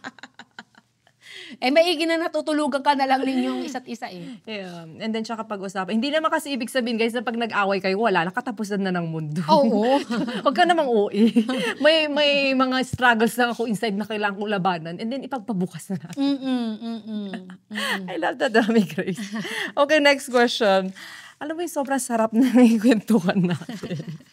Parang pang 9 pa lang to. Pang 9 pa lang? Yeah. Okay. Eto na tayo. Sabi mo, akala ko doon na matatapos ang karir ko sa pagiging may bahay. Pwede mo bang ikwento kung kailan mo naramdaman yan at paano nagbago ang paniniwala mo? Is it the same thing yung sinabi mo na like may $300 ka na ganyan or it's different? It's almost this. Okay. May connection siya. Okay. Kasi nung naging mag-asawa kami, nung nabuntis ako, by choice na iaano ko yung buhay ko, magpapakananay ako, magiging asawa ako. Yeah. Ang nasa isip ko noon, kasi yun ako eh, parang gusto ko ibigay na yung buhay ko sa mga anak ko. Hindi nagsunod-sunod yung mga anak ko. Yeah. Parang hindi ko na nakikita yung sarili ko na magiging career woman. Hindi ko nakikita yung sarili ko na magagawa ko pa yung mga gusto ko before pa ako magkaroon ng anak. Kasi parang feeling ko, yun na talaga yun. Wala na. Parang doon na natapos ang feeling ko. Yeah. 4 ba naman sunod-sunod. Tapos maliliit pa yung gagawin natin dyan. Tapos ilang taon na ako noon. Yeah, so nag-focus na lang. Sila na lang talaga yung buhay ko. Doon lang umiikot ang buhay ko sa mga anak ko. Yeah. Magluluto, gigising, asikasuhin sila. Yun na talaga. Sabi ko nga, di ba, ang gusto ko lang noon dati, nagdadasal ako, ang gusto ko lang noon, makapag-ambag ako financially sa asawa ko. Dito sa Canada, hindi po pwedeng isa lang ang nagtatrabaho, tapos ang dami mong anak. Yeah. Diba? Hindi mo pwedeng isa lang. Ang pinagdarasal ko lang noon, Lord, pagka medyo okay na, pwede ko nang iwanan yung mga anak ko. Sana makapagtrabaho ako, magtatrabaho ako, gano'n. Makakatulong ako. Kaso hindi nagbibigyan eh. Kasi taon-taon nabubuntis ako eh. Sabi ko, dati palaking ko lang si Jacob, mga ilang taon lang natatrabaho ako, magpapalitan kami, ang usapan namin gano'n, magpapalitan Tapos every time na buntis ako. Pagkapanganak ko sa pangatlo ko, after 3 months, buntis na naman ako. 3 months pa lang buntis na. Sarap-sarap ko, di ba? Hindi ko ma-imagine, Mami Grace. Paano mo na kaya lahat, pati yung paglagay ng car seat and everything? Well, it's a teamwork, sabi mo nga, pero bilang nanay, ang dami mong kailangang gampanan na trabaho. So, yun, yung hindi ko na talaga siya nakikita. At yun lang ang dasal ko, sana makapag-ambag ako. Kasi syempre naawa ko sa asawa ko eh. Yeah. Kasi yung, nung mga time na yun, ano siya eh, parang kinalimutan niya din lahat. Wala siyang kaibigan, walang ganon. 7 days a week, nagtatrabaho siya. Parang yung buhay namin lahat ng magpamilya, nandun lang kami. So ganun, parang naaawa na din ako sa kanya. Minsan papasok siya sa trabaho, kahit na may sakit siya, no choice siya, nilalagnat siya, mataas ang lagnat niya, papasok siya, yung mga ganyan. Yeah. So minsan dumadating ako doon na, sana matulungan ko yung asawa ko, nagdadasal ako ng ganyan. Sana dumating yung time na, kasi nasa basement kami nakatira. 1 bedroom, 4 yung anak ko. Nagbibinata na si Kuya Adam, siya gumagamit ng room. Tapos kami natutulog kami sa sala. Those are your humble beginnings. Yes. And then, eventually, sabi ko nga, may mga mangyayari sa buhay mo na hindi mo mapaghahandaan, pero nakalaan para pala sa'yo yan. Di ba naikwento ko sa'yo, yung lagi kong sinasabi, na marami akong dinasal, marami akong pinagdasal sa Diyos. Gusto ko maging model, gusto ko makapunta sa ibang bansa, gusto ko maging ganito, ang dami kong gusto. Yeah. Kasi mahilig ako makipag-socialize noon talaga, marami akong hindi na ibigay ng mga panahon na yun. Marami akong dasal na hindi ibinigay sa akin ng mga time na yun. Yeah. Pero, mas marami pala matutupad ng hindi ko ipinagdasal. Marami siyang ibinigay sa akin. Hindi ko naman pinangarap na maging vlogger. Yeah. Pero ibinigay niya. Pero sabi niya kasi, siguro, sabi ni Lord, ito yung bagay sa'yo. Diba? Yeah. Ang pinagdadasal ko noon, mabigyan ako ng pagkakataon makapag-ambag sa finances namin. Yeah.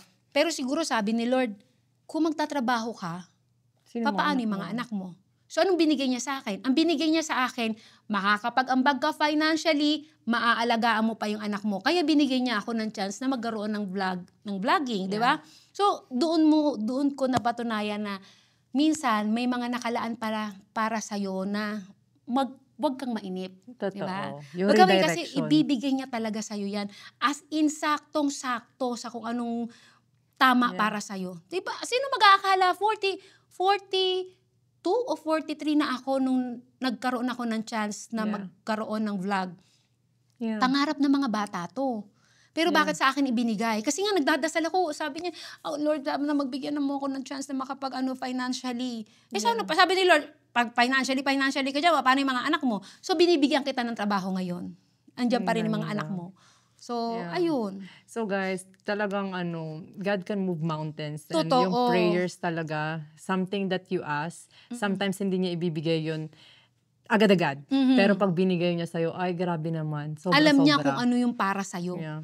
Sobra-sobra pa minsan. Minsan yung akala mong para sa'yo, hindi pala yun. Yeah. Diba? Hindi ko tutuparin yan. Kasi meron akong ibibigay na tama para sa'yo. May redirection. That's so sweet. Yeah. Okay. Well, thank you for sharing your story, Mommy Grace. Grabe yung humble beginnings nyo, no? Yeah. So talaga, alam mo yung lagi nilang sinasabi na you have to start somewhere. Diba? And grabe yung mga pinagdasal mo na ngayon tignan mo, diba? Like more than that pa. Ang galing. Basta't lagi mo lang i-enjoy kung ano ang ibinibigay sa'yo ngayon. Pagpasalamat mo lagi. Yeah, lagi mo pagsasalamat. Naalala ko nung sinabi ko sa'yo na dalawa kasi yung minsan yung tao na para maabot nila yung mga pangarap nila, 'di ba? Yeah. Yung isa, yun yung parang talagang nag-strive siya ng hard para makuha niya. Which is may mga tao talagang ganun. Yun ang happiness nila, yun ang goal nila. Dapat magtatrabaho ako hanggang para meron naman na gusto nilang maabot yung mga pangarap nila. Chill lang. Alam ko mararating ko rin yan. Chill lang ako dito. Ganyan. Ako yun. Yun nga. Ako yun. Nung binagsak na ni Papa Jesus, andito na. Hindi mo pa nga namalayan na yan na yun. O yun na yun. Ako, na lang ganun. Parang kalma lang ako. Kasi diba, minsan, ang paghabol ng pangarap mo, hindi masama yan. Yes, I diba? agree. May mga tao talaga na doon nila nakukuha yung happiness. Pero yung ako kasi, goal-driven na sinasabi nila. Yeah, pero ako kasi, ang katwiran ko kasi, diba, marami kang pwedeng gawin ngayon na maipaghahandaan mo yung bukas. 'Diba? Yeah. I-ready mo yung sarili mo ngayon, maging happy ka ngayon, maging mabuting tao ka ngayon, I agree. 'diba? Maging masaya ka ngayon. And then Yeah. hindi mo mamamalayan yung bukas mo naka-ready na pala sa'yo, 'di ba? Nandun ka na Kasi pala. ang iniisip ko, trabaho ng trabaho, trabaho, trabaho. Parang inubos mo na yung trabaho, yung ano mo para gawin, makuha mo yung goal mo, nakakalimutan mo ng enjoy yung ngayon. Wala ka nang magagawa pagkatapos na yan eh. Wala ka nang magagawa kapag natapos na yung kahapon, di ba? Yeah. Kahit anong iyak mo, sana pala ginawa ko yan. No, I di mo agree. naman ano yan. Kasi yun ang katwiran namin mag-asawa. Happy lang tayo, chill lang tayo, wala kaming sobra-sobra. Baka akala ng tao, talaga ang dami I love namin that. pera, no? Yeah. Wala kaming yaman na sobra-sobra. Hindi mo kailangan yung sobra-sobra talaga. Yeah, hindi kami humihiga sa salapi ng asawa ko. But I can say we are financially comfortable na hindi namin po problemahin kung ano yung magiging bukas. Yeah. Ganun. Kasi I think yun yung importante talaga, yung living in the moment, yung maging present ka. Hindi yung, alam mo yung minsan kasi pag chine-chase mo, the more you chase your dreams, sometimes you forget to enjoy the whole journey of it. Diba? Kaya nga, doon ka na nakafocus, mag-focus ka dito kung ano yung ginagawa mo ngayon, kung ano yung mas makaka-enjoy mo para ma-reach mo yung destination mo. Yeah. Kaya kung mapapansin ng mga original na naka-follow sa amin, parang bakit parang Mami Grace parang na-stagnant kayo ng ganun? Yeah. Kasi yung dami ng followers or yung dami ng views, siguro kasi parang happy na ako na yun lang. Yeah. Hindi na ako naghangad ng madami pa kasi masaya naman na talaga kami. Kasi pag naghangad ako, sa social media kasi, para kumita ka ng malaki, dapat papansin ka talaga. Okay. Dapat kailangan gawa ka ng content, lahat ng gagawin mo, lahat ng kung anong trends sundin mo, lahat ng, yung parang nakaka-stress naman yan. Totoo, no? Parang naging robot ka na. Oo. Dahil lang may something na chine-chase ka. I think mas enjoyable nga yung sinabi mo na parang, ikaw kasi sinasabi mo na, pag may happy moment, i-video ko lang and then share ko, and then makaka-relate sila and then happy ka din while you do that. Diba? Hindi yung, gana ka ng Hindi ako nag-isip sa gabi na, ano bang gagawin kong bukas? Yeah. O dapat paramihin ko yung followers ko. Dapat, nakaka-survive naman kami eh. Yeah. Nakaka-survive naman kami sa kung ano yung meron lang sa amin. Yeah. Kasi, kita mo, hindi na sa pag-aano, ang dami ngayon mga vlogger na mga sikat na tingnan mo yung mga ang bongga, ang kanilang views, pero look at their marriage life, look at their family, di ba? Yeah. Kasi nga, sobra nilang finocus kung paano sila kikita ng malaki, kung paano dadami yung views nila. Nakakalimutan nila yung relationship nila sa asawa nila, nakakalimutan nilang ayusin yung relationship sa mga anak nila. Okay, fine, sige, sumikat kayo. Ang dami na ninyong mga followers, ang dami ng mga views. Pera, But whatever. again, nakalimutan ninyo kung ayusin yung sarili ninyong relationship. So, ang goal nyo lang naman kasi maging happy kayo eh. Yun. Hindi natin i-deny, gusto natin ng maraming pera. Gusto ko yung sinabi mo na yun. Kung ano talaga importante sa'yo, mas mag-focus ka talaga doon. Iyon kung importante sa akin ng mga anak ko. Minsan nga, minsan, mag-vlog tayo, ganyan-ganyan. Nagkakatampuhan kami. Yeah. Ayoko mag-vlog. Ayokong dayain ng mga followers na sabihin, chami-chami tayong ganyan. Tapos pala magkagalit tayo. Kasi kung ano yung nakikita nyo sa vlog namin, yun. Walang pretensions yun, minsan may mga skit kami, pero kung ano yung nakikita nyo na nagtatawanan kami, yun. Yeah. Hindi kami mandadaya para dumami yung views niyo or followers niyo and magpapansin sa ibang tao. Ang galing yan. Talagang ini-enjoy mo lang talaga yung process and yung araw-araw niyong ginagawa. Yeah. Nakaka-survive naman eh. I love that. As long as nakaka-survive, Guys, happy na ako doon. para alam mo yung kontento ka na talaga. Yun yung yung ibang tao nahihirapan diyan, Mami Grace. Yung pinipilit nilang i-chase yung something na wala sila. Well, in fact, saganang-sagana ka na. Which is nakalimutan ng ibang tao na mag-focus talaga kung anong meron sila. And I'm so happy seeing you na parang kung ano man yan, like, basta happy na ako. Like, alam mo yun. Di ba, minsan nagkakwentuhan tayo, minsan, akala natin, ang dami pang kulang sa buhay natin. Yeah. Di ba? Ang dami pang kulang. Ay, wala pa kaming ganun. Gusto ko ganito, ganyan. Yeah. Like, nakakalimutan mo na, wala kang ganyan, pero look at your husband, look at your kids, andyan sila sa tabi mo. Wala nga kayong ganyan, pero naandyan kayo. Yeah. I mean, as long as na isusurvive ninyo kung ano yung mga pangangailangan ng anak nyo. Akin lang to ha. Yes. Akin lang to, pero may mga ibang tao kasi na hindi yun ang happiness nila eh. So, di ba may mga taong gano'n na hindi yun ang happiness nila. Ang happiness nila yung makitang makapalang bangko nila, which is gusto rin naman natin yan. Pero kung magiging kung ang masasacrifice naman diyan yung relationship ko sa pamilya ko, hindi na. No. Look how you parang napaka-precise mo pag sinasabi mo na talaga ang priority ko is family ko. Yes. Other than that, bonus na lang talaga. Yeah. I think you have to know your goals and priorities at the end of the day para alam mo kung saan yung direction na tatahakin mo. Ang galing. Ako, priority ko talaga pamilya ko. Yeah. Kasi from the beginning pa lang naman talaga, I'm willing to sacrifice, give up everything just for my family. Hindi, yun isa dapat ikaw na sa social media ka na din, nag-i-start ka. You have to know what is your priority. Kung nararamdaman mo na, kung nararamdaman na ninyo na nagiging reason na to na para malagay sa alanganin yung relationship nyo, stop. And then talk about it. Talk about it. I love that. I love that you mentioned that. Di ba, babe? Yeah, talk about it. Kasi ito yung parang negative impact ng social media ngayon. Oh, okay. Pansinin mo yung mga family vlog, marami na tayo. We're not gonna mention na mga names, pero ang dami na nating nakita. Alam mo, nagsimula kayo doon sa maliit, nandun kayo sa simula kayo sa baba, na masaya kayo. Nakikita ng mga tao kung bakit kayo finalo, dahil yung klase ng relationship mo sa asawa mo, yung klase ng relationship mo sa pamilya mo, kaya kayo minahal ng tao. Tapos kung kailan naandun na kayo, kung kailan nandun na kayo, dapat magkakasama kayo dun sa taas Bakit may bumitaw? Kasi baka hindi na-handle kung ano man yung meron na sila ngayon, kaya binitawan nila yung nila. Ang dami ko nakita. Ang dami ko nakita na sayang. Oo. Well, my question now, if you were to choose, like your career right now over your family, what will you choose? Hindi yan. Hindi na yan. Hindi na yan, hindi question yan. I love that, Mami Pamilya Grace. ko talaga. Pamilya ko. Hindi dapat yan magiging choice. Ang pamilya mo hindi choice yan. Dapat siya lagi talaga. Walang option. Walang choice number 1, choice number 2. Pamilya talaga. Choice mo, yun talaga. Pamilya mo talaga. Oo. Yeah. Thank you. Oh, sweet babe. Thank you so much. Yeah. You're welcome. Ang galing nun. Okay, next question. Sorry. Okay. Sinesenyasan ako ng asawa ko. Ang daldal mo. Interview nga to Alam naman to. Ang galing nga kasi walang filter yung sinasabi niya. It's a realidad talaga na napagdadaanan sa totoong buhay. And sometimes ayaw sabihin ng iba, ayaw i-admit ng iba kasi nahiya sila. Yeah. Well, thank you so much, Mami Grace. Okay. May mga panahong naramdaman mo bang nawawala ka na sa sarili mo? Sa sobrang focus mo sa family mo, paano mo hinarap yun?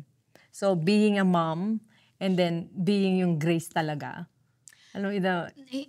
Actually, hindi ko naramdaman na parang nawawala na ako bilang Grace dati. Yeah. Kasi by choice.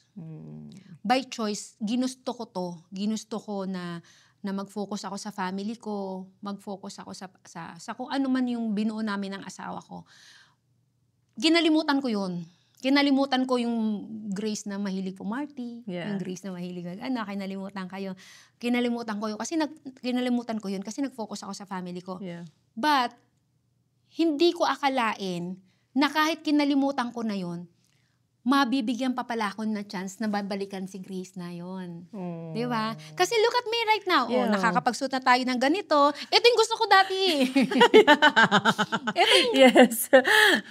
Diba, kaya nga yung sabi ko sa iyo, may mga mangyayari sa buhay mo na akala mo, very gusto ko mag-model-model, naranasan ko na mag-model-model.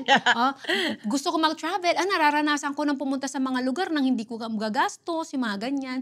So, yun yung sinasabi ko na, minsan, marami ka talagang hindi mo unexpected na mangyayari sa'yo na huwag kang malang mainip. Ibibigay ko sa'yo yan, di ba? Yeah. Sabi ka, di ba, yun ang pangarap ko dati, nawala yun for how many years na ang nag-focus ako sa pamilya ko. But sa edad kong to, 47 na ako sa 19. Yeah.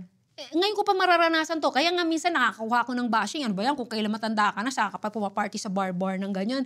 As long as Hindi ko nakakalimutan ang responsibilidad ko bilang asawa at nanay ng mga anak ko. I don't care sa sasabihin ng mga tao. As long as ang asawa ko hindi umaangal na nakikita niya nagbabarbar ako kasama nagikinuman ng mga kabarkada ko, wag kayong makikialam dyan.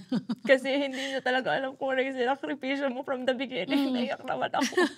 Kasi totoo naman, isisuntabi mo talaga yun di ba? And then, until eventually, you have that wings again, na kaya mo nang mag-fly ulit. And then, you're gonna do it again. But this time for myself. But without neglecting kung ano yung prioridad ko. Kasi binigay mo na lahat sa pamilya mo di ba? This time, gawin ko naman para sa akin kasi ang dami kong kinalimutan Ang dami talaga. Kaya di ko maintindihan kung bakit minsan may mga tao na ibabash ka, i-judge ka, based sa ginagawa mo. Like, nagkulang ka ba bilang nanay? Hindi nyo alam kung ano yung mga ginawa ko para sa pamilya ko at alam nyo yung tiniis ko para lang to get here. I'm so sorry. Pag ay nako, bahala kayo dyan. Ba't hindi ako inaaway ng asawa ko sa pag-party-party ko, bahala kayo dyan. Okay. Sila kasi importante talaga. Opinion lang ng asawa at mga anak ko ang mahalaga sa akin. I love that. I don't care kung hindi pasok sa values mo yung mga ginagawa ko. I don't care kung hindi pasok sa standard mo ng pagiging babae yung ginagawa ko. As long as okay sa asawa ko, wala akong pakialam sa mga sinasabi ninyo. I love that. Kasi minsan nakakatanggap ako, Mami Grace, namimiss ko na po yung Mami Grace na simple lang, na nag-aalaga ng mga anak, na bakit? Hindi pala pwede maging hindi pala pwede mag-evolve. Yeah. Hindi mo pwede magkaroon ng time sa sarili. Oo, pag nanay ka pala dapat ka lang, gulo-gulo lang yung buhok mo, hindi ka pwede mag-ayos, hindi ka pwedeng pumarty, di ba? Yun yung parang hindi ko din maintindihan sometimes. Na parang yung tinatry mo na mag-out sa shell mo and then you're being judged kasi you're doing differently based sa norms ng ibang tao. Pagdating sa parenting or motherhood. Yeah. Kasi very traditional tayong Filipino di ba? Yeah. Kaya pag nakikita nila na, di ba nagsiselo si daddy, ganyan. Kasi minsan nagpa-party ako, kasama ko yung mga kaibigan ko, punta ako ng Amerika, ganyan, hindi siya kasama. Pinayagan ako ng asawa ko Ikaw pa, gano'n, di ba? Totoo. Kasi kailangan ding mag-break ng mga nanay. Kung hindi okay ang nanay, hindi okay ang pamilya. Yeah.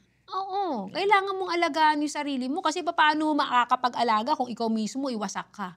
Kung ikaw mismo low-bat ka. I love that. Yeah. Diba, magre-recharge ka rin. Magre-recharge ka. Kung makakapag-recharge ka na hindi kasama, hindi ako magpapaka-plastic.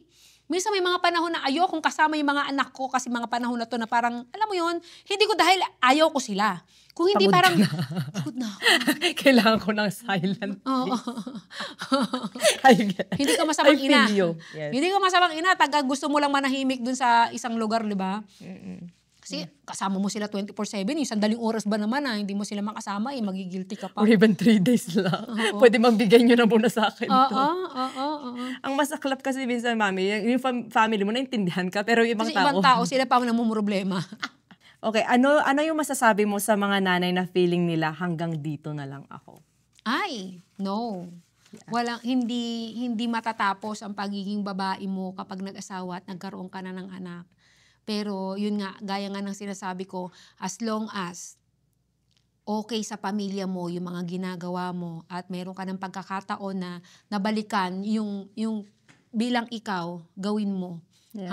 Hanggat hindi na nako-compromise yung relationship mo sa asawa mo, sa mga anak mo, wag mong isipin diyan ka na lang, 'di ba? Yeah. Hindi diyan matatapos kasi just like me, 'di ba? Just like me, may edad na ako nung naranasan ko pa to. Wag mong iisipin na may edad na ako, hindi na bagay sa akin to. Hindi ko na dapat ginagawa to kasi matanda na ako para subukan ko pa yung mga bagay na to. No. Again, hangga't hindi nako-compromise yung relationship mo sa family mo, darating ang panahon. Just wait. Yeah. Or just yung prioridad mo lang sa buhay, 'di ba? Yun lang. Like mag-focus ka lang kung ano talaga yung priority mo. Anong topic o content ang pinakamalapit sa puso mo at bakit? Pinakamalapit yung kay Abram. Okay. Yung condition na meron siya. Kasi majority ng viewers ko ay from the Philippines. And may mga aware na rin naman ang Pilipinas about autism spectrum. Yeah. But for me, hindi siya ganun kalawak. I agree. Hindi pa siya ganun kalawak. Kaya minsan tinatawag pa rin natin silang retarded. Minsan tinatawag pa rin natin silang autistic. Alam mo ba na hindi na siya parang hindi na siya appropriate tawaging autistic ang mga ang taong may autism. You can say it na people with autism. Yeah. Pero wag mo na siya tawagin na autistic, ganun. Yeah. And then usually tinatawag pa rin nilang abnormal. 'Di ba? Yeah. Tinatawag pa rin nila na masasakit na salita at ginagamit pa rin nilang pambato, panlalait sa nakukulangan pa ako based lang dun sa mga nakikita ko. Social media wise. Yeah, that is why kapag natatapik pagdating yung sa anak ko na may autism, gustong-gusto kong siyang itatapik kasi gusto ko mapanood ng mga tao na hindi kahihiyan ang pagkakaroon ng isang anak na may autism. Yeah. Na dapat mas naiintindihan nila, na dapat minsan kasi may mga sitwasyon kasi na katulad niya na akala nila ang bata nagtatantrums lang, matigas lang ang ulo, 'di ba? Kasi katulad niya nakakatanggap ako minsan ng comment na dapat hindi mo sinasanay, dapat yung ganito, dapat ganito, ganyan na.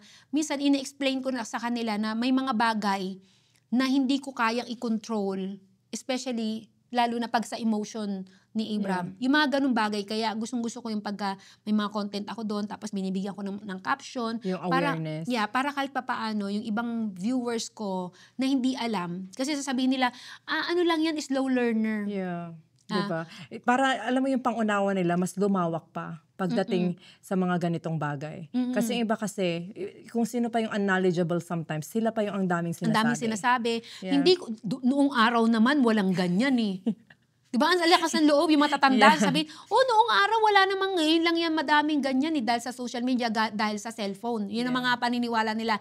Kaya noong araw, hindi nyo alam na may autism ang isang tao kasi nga, kulang nga kayo sa knowledge, kulang kayo sa edukasyon noong araw na mga signs and symptoms na to, ito pala. Pero noon kasi, pag ganyan na medyo uutal-utal, inaasar lang ninyo na utal-utal o inaasar lang ninyo na kung ano-anong mga salita. Totoo. Kaya sinasabi lang ninyo na mahina ang utak.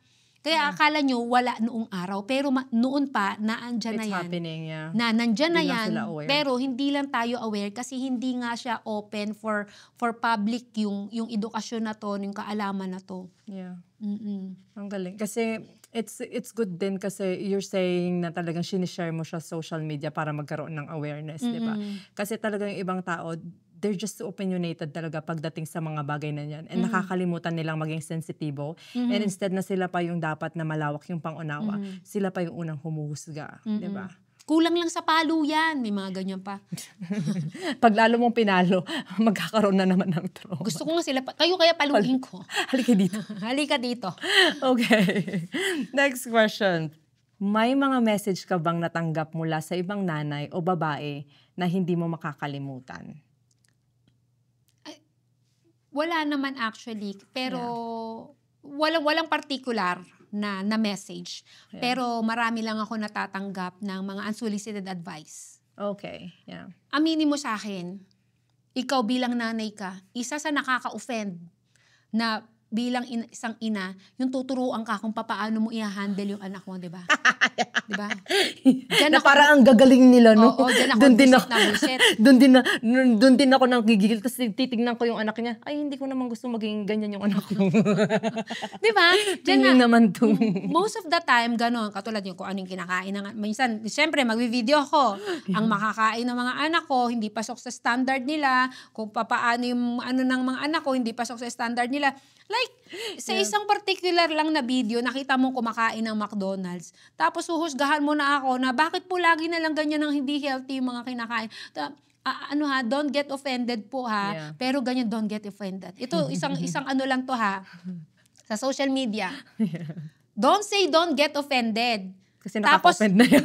The moment na sinabi mo, don't get offended, alam mo sa sarili mo, makaka-offend yung sasabihin mo.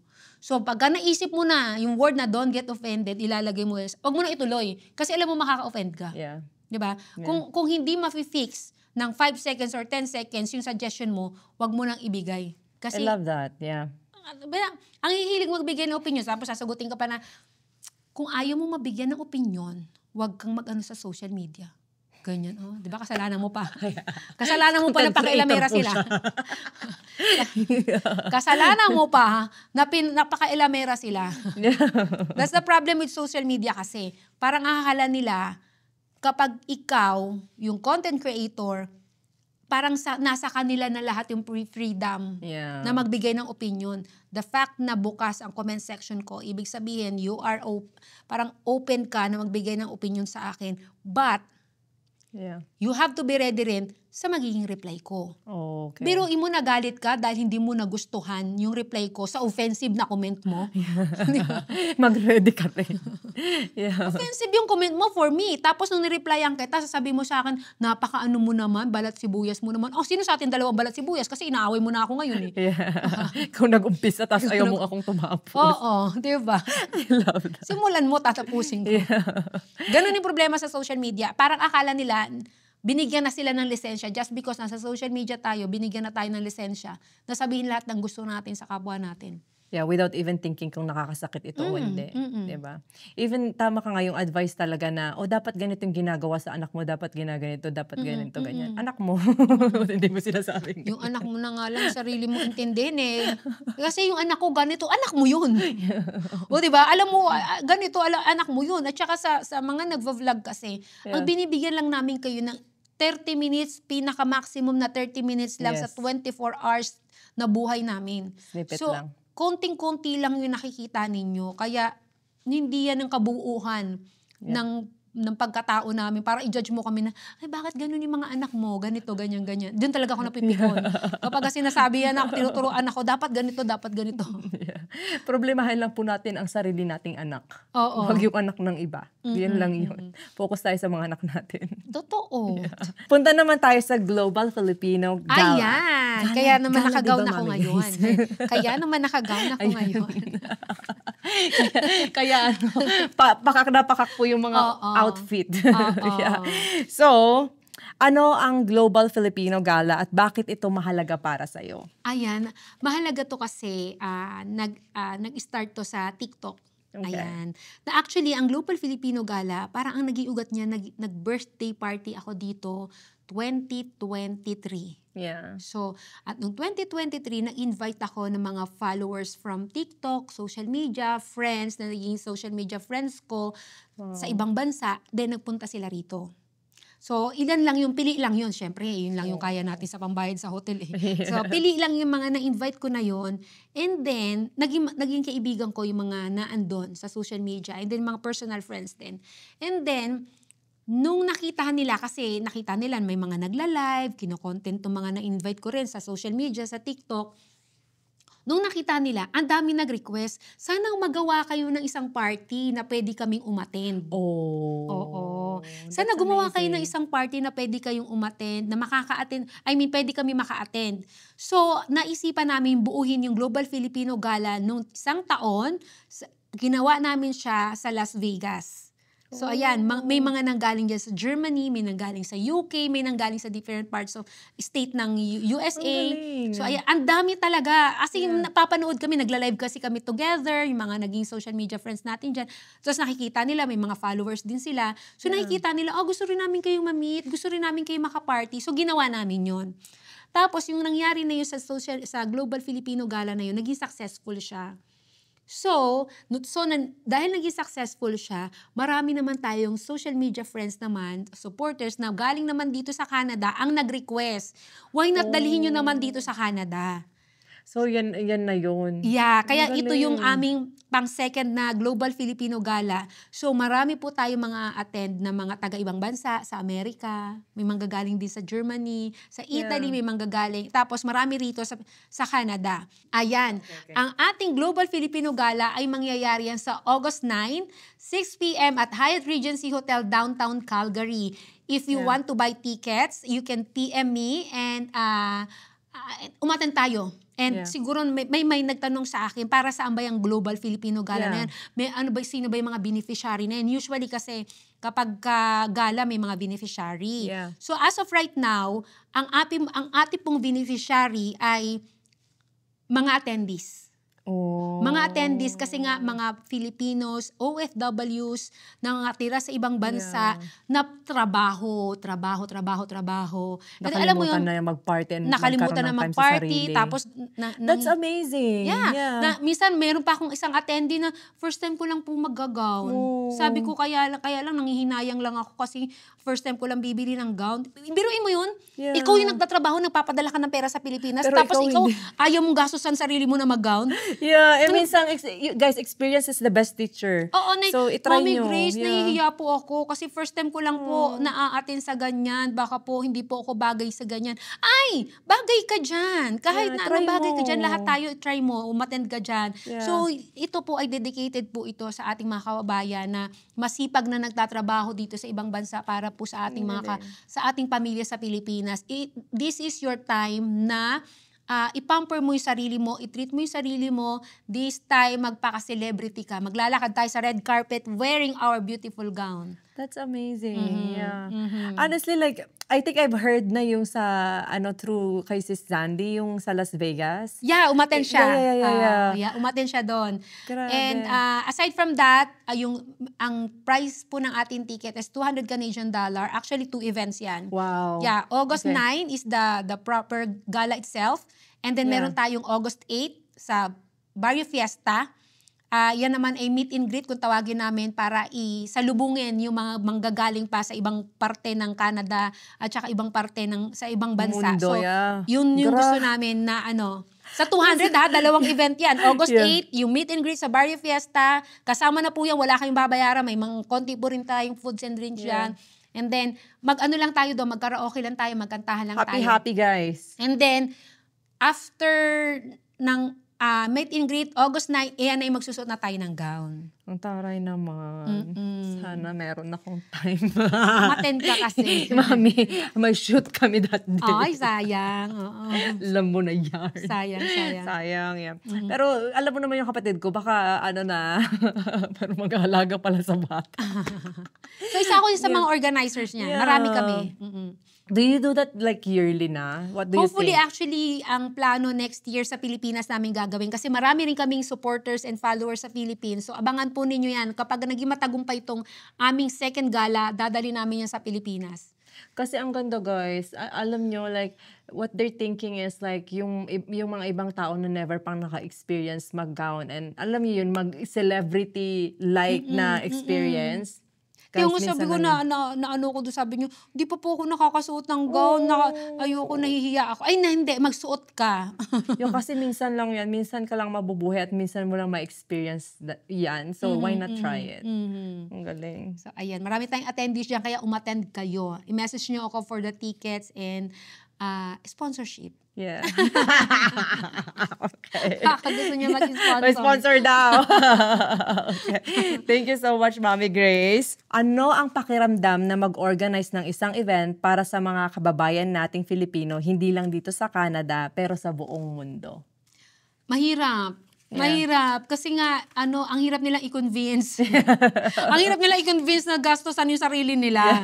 Kasi nga, marami kasi mga ordinaryong Pilipino lang na kumakayod sa araw-araw dito sa Canada, yung ini-invite namin. Kasi hindi to yung sa mga pang mayayaman talaga. May mga invited din tayo rito na may mga sinasabi sa buhay. Pero karamihan ng mga invited na mga attendees namin ay yung mga ordinaryo na So, ang hirap-hirap mag-invite sa kanila. Sabi niya, ang mahal naman ng ticket. Papadala ko na lang sa Pilipinas. Ganon. May mga ganon silang thinking. So, ang hirap-hirap nila i-convince na for once, gastusan mo naman yung sarili mo. But, para sa experience mo. But, kaya naman. Nakaka-survive naman. Ayan. And magkita-kita tayo sa August 9. That's amazing. Guys, ang ganda kasi parang binuo nila to. Alam mo yun, para mag-enjoy din kayo. Diba? So, hindi lang, kasi guys, like minsan kasi nakakalimutan na natin yung mga kakaibang experience. And ito talaga, kailangan mo ding mag-invest kasi para sa'yo rin yan. That's amazing. Okay. Paano nito nire-represent ang kabuuan ng journey mo bilang nanay, babae at content creator? Ang alin? Yung event, yung gala. Oh yeah, kasi malaking part dyan ng mga a-attend yung sila yung mga sumuport sa akin. Okay. Nagsisimula ako sa journey ko. as Andan din vlogger. yung mga fans club mo. Yeah, sila yung Tara. mga nanonood. Yeah. Actually, marami dyan, mga naging kaibigan ko lang dahil Mm. din nakilala ko sila sa social media. So ito lang yung pwede kong ibalik sa kanila, na mag-organize ng ganito. And then, sabi ko nga yung mayakap ko Amazing. lang sila. Kasi kung wala sila, hindi rin naman kami ito yung bread and butter namin di ba? Yeah. So yung mayakap po sila, yun lang yung way ko para makapagpa-thank you sa kanila. So kung gusto ninyong mayakap si Mami Grace, umattend na kayo. Yeah. Let's support yung event nila Mami Grace and other content creators like around the globe. Diba? Ayaw mo nun na nagbigay ka ng time sa sarili mo and then nakatulong pa tayo. Amazing. Okay. Anong gusto mong sabihin sa mga nanay na nawawalan na ng lakas ng loob at nakakalimutan ng mangarap? Yung parang na-stuck na sila sa pagiging nanay. Yung akala nila katapusan na. Anong masasabi mo sa kanila? Wag silang mawawalan ng pag-asa. Yeah. Na minsan, yun kagaya nga ng sinasabi ko, hindi natatapos ang pagiging babae mo dahil may asawa at anak ka na. So, darating yung time mo, right timing, 'di ba? Ibibigay sa iyo lahat ng mga gusto mo, yung mga nakikita mo sa mga kasabayan mo na yung classmate ko nung college, ganyan, ito na yung buhay niya, 'di ba? Ganito, nagta-travel na siya, at ang dami na niyang nagagawa, samantalang ako, itong ginagawa ko. Pero alam mo ba, may kukwento ko, dumating ako doon. Okay, sa point na... At some point, dumating ako doon, nakita ko yung mga classmate ko, may maganda na yung career, and then, ito na yung narating niya. Not knowing, meron pala, akala ko, naiinggit ako sa kanila. Yeah. Pero, sila rin pala naiinggit sa akin. Oh. Na kahit nandun lang ako sa bahay. Alam mo yung sinasabi nila, sana meron din akong kakayahan na alagaan ang mga anak ko. Kasi kahit gugustuhin ko, hindi po pwede. Yeah. Kasi ako lang mag-isa, parang nagtataguyod sa mga anak ko, or hindi kakayanin kung mag-stay at home mama ko. Alam mo yung every time na mag-share ako ng milestones ng mga anak ko, yung journey ng anak ko, yung pagkatanggal nung ngipin ng anak ko, sinasabi nila na, hindi ko na-witness yan. Hindi ko na-witness yun na nakita na tanggalan ng ngipin yung anak ko. Ang swerte mo, Mami Grace, kasi ikaw nawi-witness mo. So, ganyan. So, sa mga mommies na katulad ko, na andun sa loob ng bahay at akala nyo nawawala na yung pagiging babae ninyo. Darating yan, darating. Maglalakihan yan. Pag dumating yung panahon na yun na malalakihan, mag-enjoy. Yeah. Isuot na ang mga nakatagong crop top at mga slit na isuot lahat yan. Yeah. Huwag nang itago pa. Huwag nang itago yan. Kahit hindi ka siya ipilit yan.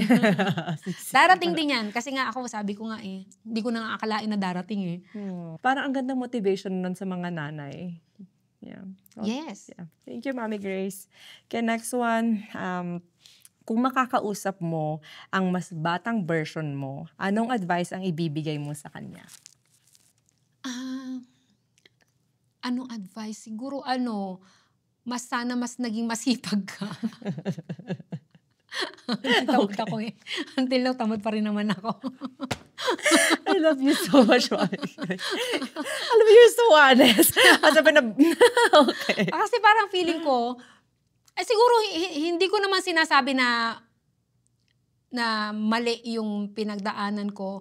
Kaya lang, yung mas batang ako kasi nakulangan ako. Nakulangan ako na alam ko naman na kaya ko pero bakit hindi ko kaya, bakit hindi ko ginawa? Alam ko may utak ako, alam kong ipasa yung kung ano yung mga exam na yan, pero tamad ako kasi sa barkada, nakakatamad, ganyan yung ang dami kong pwedeng gawin noon na mas bata pa ako, pero hindi ko pinursu kasi nga, kakatamad, ganon. So, tamad akong i-chase yung dream ko, sana mas bata ko siyang ginawa, mas marami pa sana akong pwedeng gawin, na nagawa ako ng mas bata pa ako. Yeah. Kasi ngayon, nagagawa ko na yung mga dating hindi ko nagawa. Yeah. Pero, may edad na rin ako. May mga bagay na ako na hindi ko na pwedeng gawin ulit kasi nga medyo may edad na ako. Pero, that's true. Sana, kung makakausap ko siya, sana mas sipagan mo pa. Baka hindi lang ito yung nakuha mo kung mas naging masipag ka pa. Amazing. Yeah. Pero baka kung naging mas masipag ako, baka hindi ako mas masaya. Oh, Eh, di ba? Iniisip May mo. mga consequences din kasi ang mga actions, di ba? Oo. Will you change a thing? May babaguhin ka ba sa lahat ng pinagdaanan mo?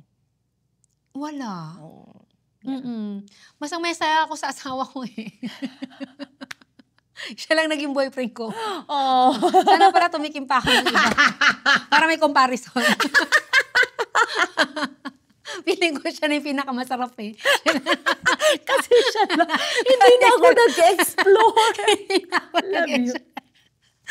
Yun lang yung babaguhin. Yun lang yung babaguhin ko. Sana nag-boyfriend pa ako ng iba. Paper ako dyan.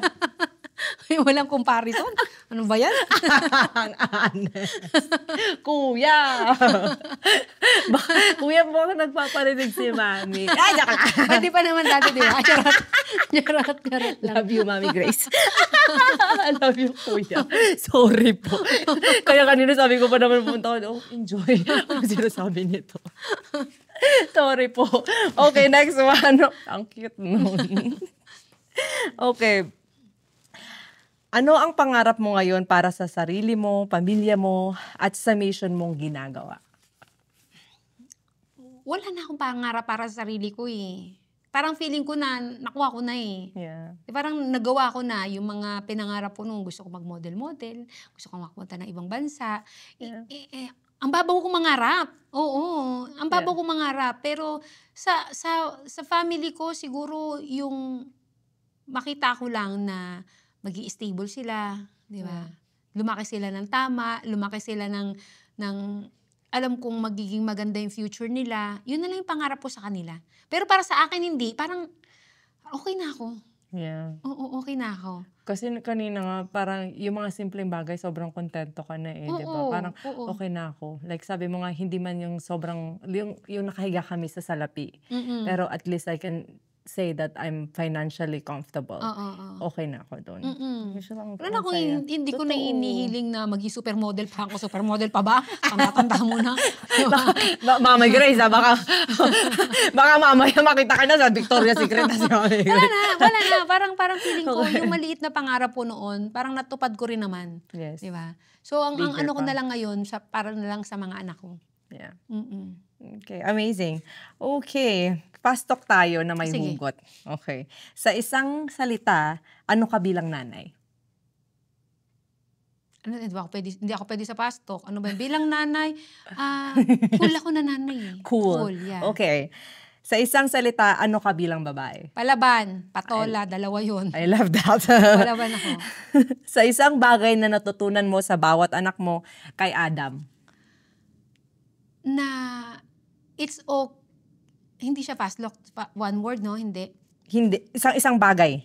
Isang bagay siya. Na natutunan mo kay Adam. Na bilang nanay, it's okay na matuto ka sa mga pagkakamali mo.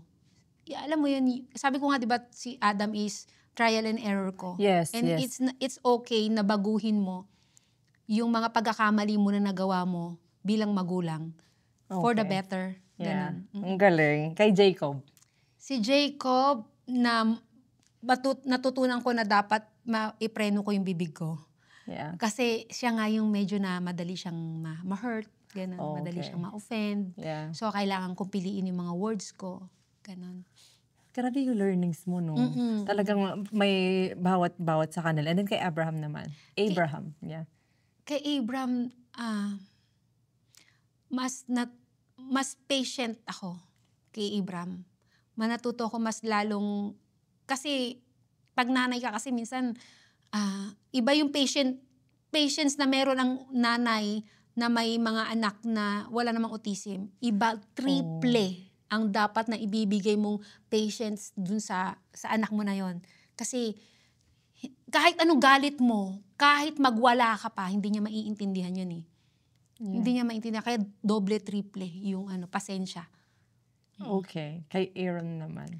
Kay Aaron, ano pa yung mga natutunan ko kay Aaron? Marami! Ang dami ko natutunan niya kay Aaron. Katulad ng mga... Yung wordings niya, yung galing. Yung mga wordings na pwede mo pala siyang i-correct nang hindi siya masasaktan. Ang galing nun. That's a skills. And naakuha niya at an early age. That's amazing. Oo. Na pwede... Ano yung katulad yan? Yung ayaw niya sa ginagawa mo. Pinuri ka pa niya, no? Pero pupurihin ka niya para lang Yeah. sabihin sa'yo na ayoko yung ginagawa mo. Ganon. Galing. Yeah. Favorite mong line sa isang content na ginawa mo? Favorite ko yung lagi ko sinasabi na hindi lang sa isang content. Every time na may live ako, every time na may content ako, and about blessings sa pinag-uusapan. Yeah. Favorite line na sinasabi ko, marami akong pinagdasal na hindi ibinigay sa akin, pero mas marami pala akong hindi pinagdasal na ibinigay sa akin. Favorite ko talaga yan. Yeah. Kasi sobra kong na-appreciate ko ano yung dumadating sa akin ngayon. Ang dami-dami ko talagang blessings talaga. Yeah. Amazing, Mami Grace. So, message to your husband and to your kids. Ay. Kasi they'll surely gonna watch this 50 years from now para makita nila na, sinabi yun ni Mommy. Kay Daddy muna. Okay, Ayan, Daddy. Dito ako. Oh, yes. Ayun ka.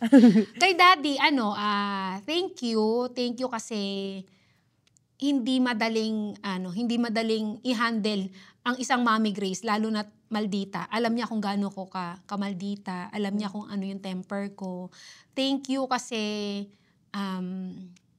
naging matyaga ka. Naintindihin ko ano yung mga negative na attitude ko. And thank you for yung siya ang bumuo sa amin eh. Parang naiinis lang ako, naaalala ko kasi kapag ngayon, yung sitwasyon na meron kami, nag-full-time vlog kami, ang nakikita ng tao, yung ako yung nakikita nila na kumikita daw, yung ganyan. Hindi nila nakikita yung sacrifice ng asawa ko. From the beginning. Yung from the beginning, nakikita lang nila yung asawa mo, walang trabaho. Paano mo masabing walang trabaho? Combined effort to. Ako lang yung mukha, pero kasama ko yung asawa ko dito. Behind the scene. Yeah. Na-hurt ako kapag nagsasabi sila ng negative about my husband kasi kung pwede mong pagtayuan ng ribulto ang asawa ko, sasabihin mo, the best na yung asawa ko. May mga temper din siya minsan, pero sobra yung sinacrifice niya para sa pamilya ko. Sasabihin ng iba, bare minimum naman yun eh. Bare minimum naman yan. Ang paglalaki ka, talaga naman dapat ginagawa nila yan. Yeah. That's the problem sa relationship. Just because bare minimum, minsan hindi natin ina-acknowledge. Hindi na-appreciate. Hindi natin na-appreciate kasi tama naman na, siya naman talaga dapat na nagpo-provide eh. So minsan nakakalimutan natin na kahit bare minimum ang pagbibigay ng responsibilidad or ng finances ng isang lalaki or ng isang tao, nakakalimutan natin i-appreciate. Kaya minsan nawawalan tayo ng tamis or nung asim, kung ano man yung sa pagsasama ninyo. And kung ano man yung meron kaming foundation o kung ano man yung relationship na meron kami ng asawa ko, dahil yun sa kanya. Siya mas matindi yung effort na ginawa niya para sa pamilya ko kaysa sa akin. From the beginning. Yeah. Yeah. So ayun, sa mga anak ko naman, hanggat kaya namin ni Daddy, ilalaban namin kayo. 'Di ba? Hanggat nandito kami ni Daddy, hanggat kailangan nyo kami. Yeah. Hanggat kailangan nyo kami kasi darating sila sa age nila na alam ko hindi nyo na kami kailangan. At hindi namin ipipilit yung sarili namin sa inyo. Pero kung hanggat kailangan ninyo kami, andyan yung bahay, makakabalik kayo sa amin. Pakayakin ko naman pagdating sa mga anak ko, pati sa asawa ko. I think kasi it's family talaga. Oo. Di mahal na mahal ko talaga asawa ko. Mahal na mahal ko yung asawa ko talaga. Sa edad namin ng 20 years mahigit na kami, diba? Yung Dapat sweetness nga ninyo eh. mahal na mahal ko yan. Kaya na-hurt ako kapag may mga nasasabi silang hindi maganda sa asawa ko. Nanggigigil talaga ako. Yeah. Kasi kilala mo yung asawa mo better than them. And sometimes it's so hard to explain yung mga bagay na, alam mo na siya ito, hindi siya yung sinasabi nyo. Oo. Yeah. Kung marami ako sinacrifice para na kinalimutan, para lang maging maganda yung pamilya namin, mas triple yung sinacrifice ng asawa ko para sa amin. At marami siyang pagtitiis na ginawa. Kaya hindi deserve niyan yung pag nakakarinig ako ng mga salita ng ganun, gigigil talaga ako. Yeah. Thank Ayun you lang. so much. Thank Daddy, you so much. Mamaya may reward ka daw. May reward ka daw. Tonight is the night.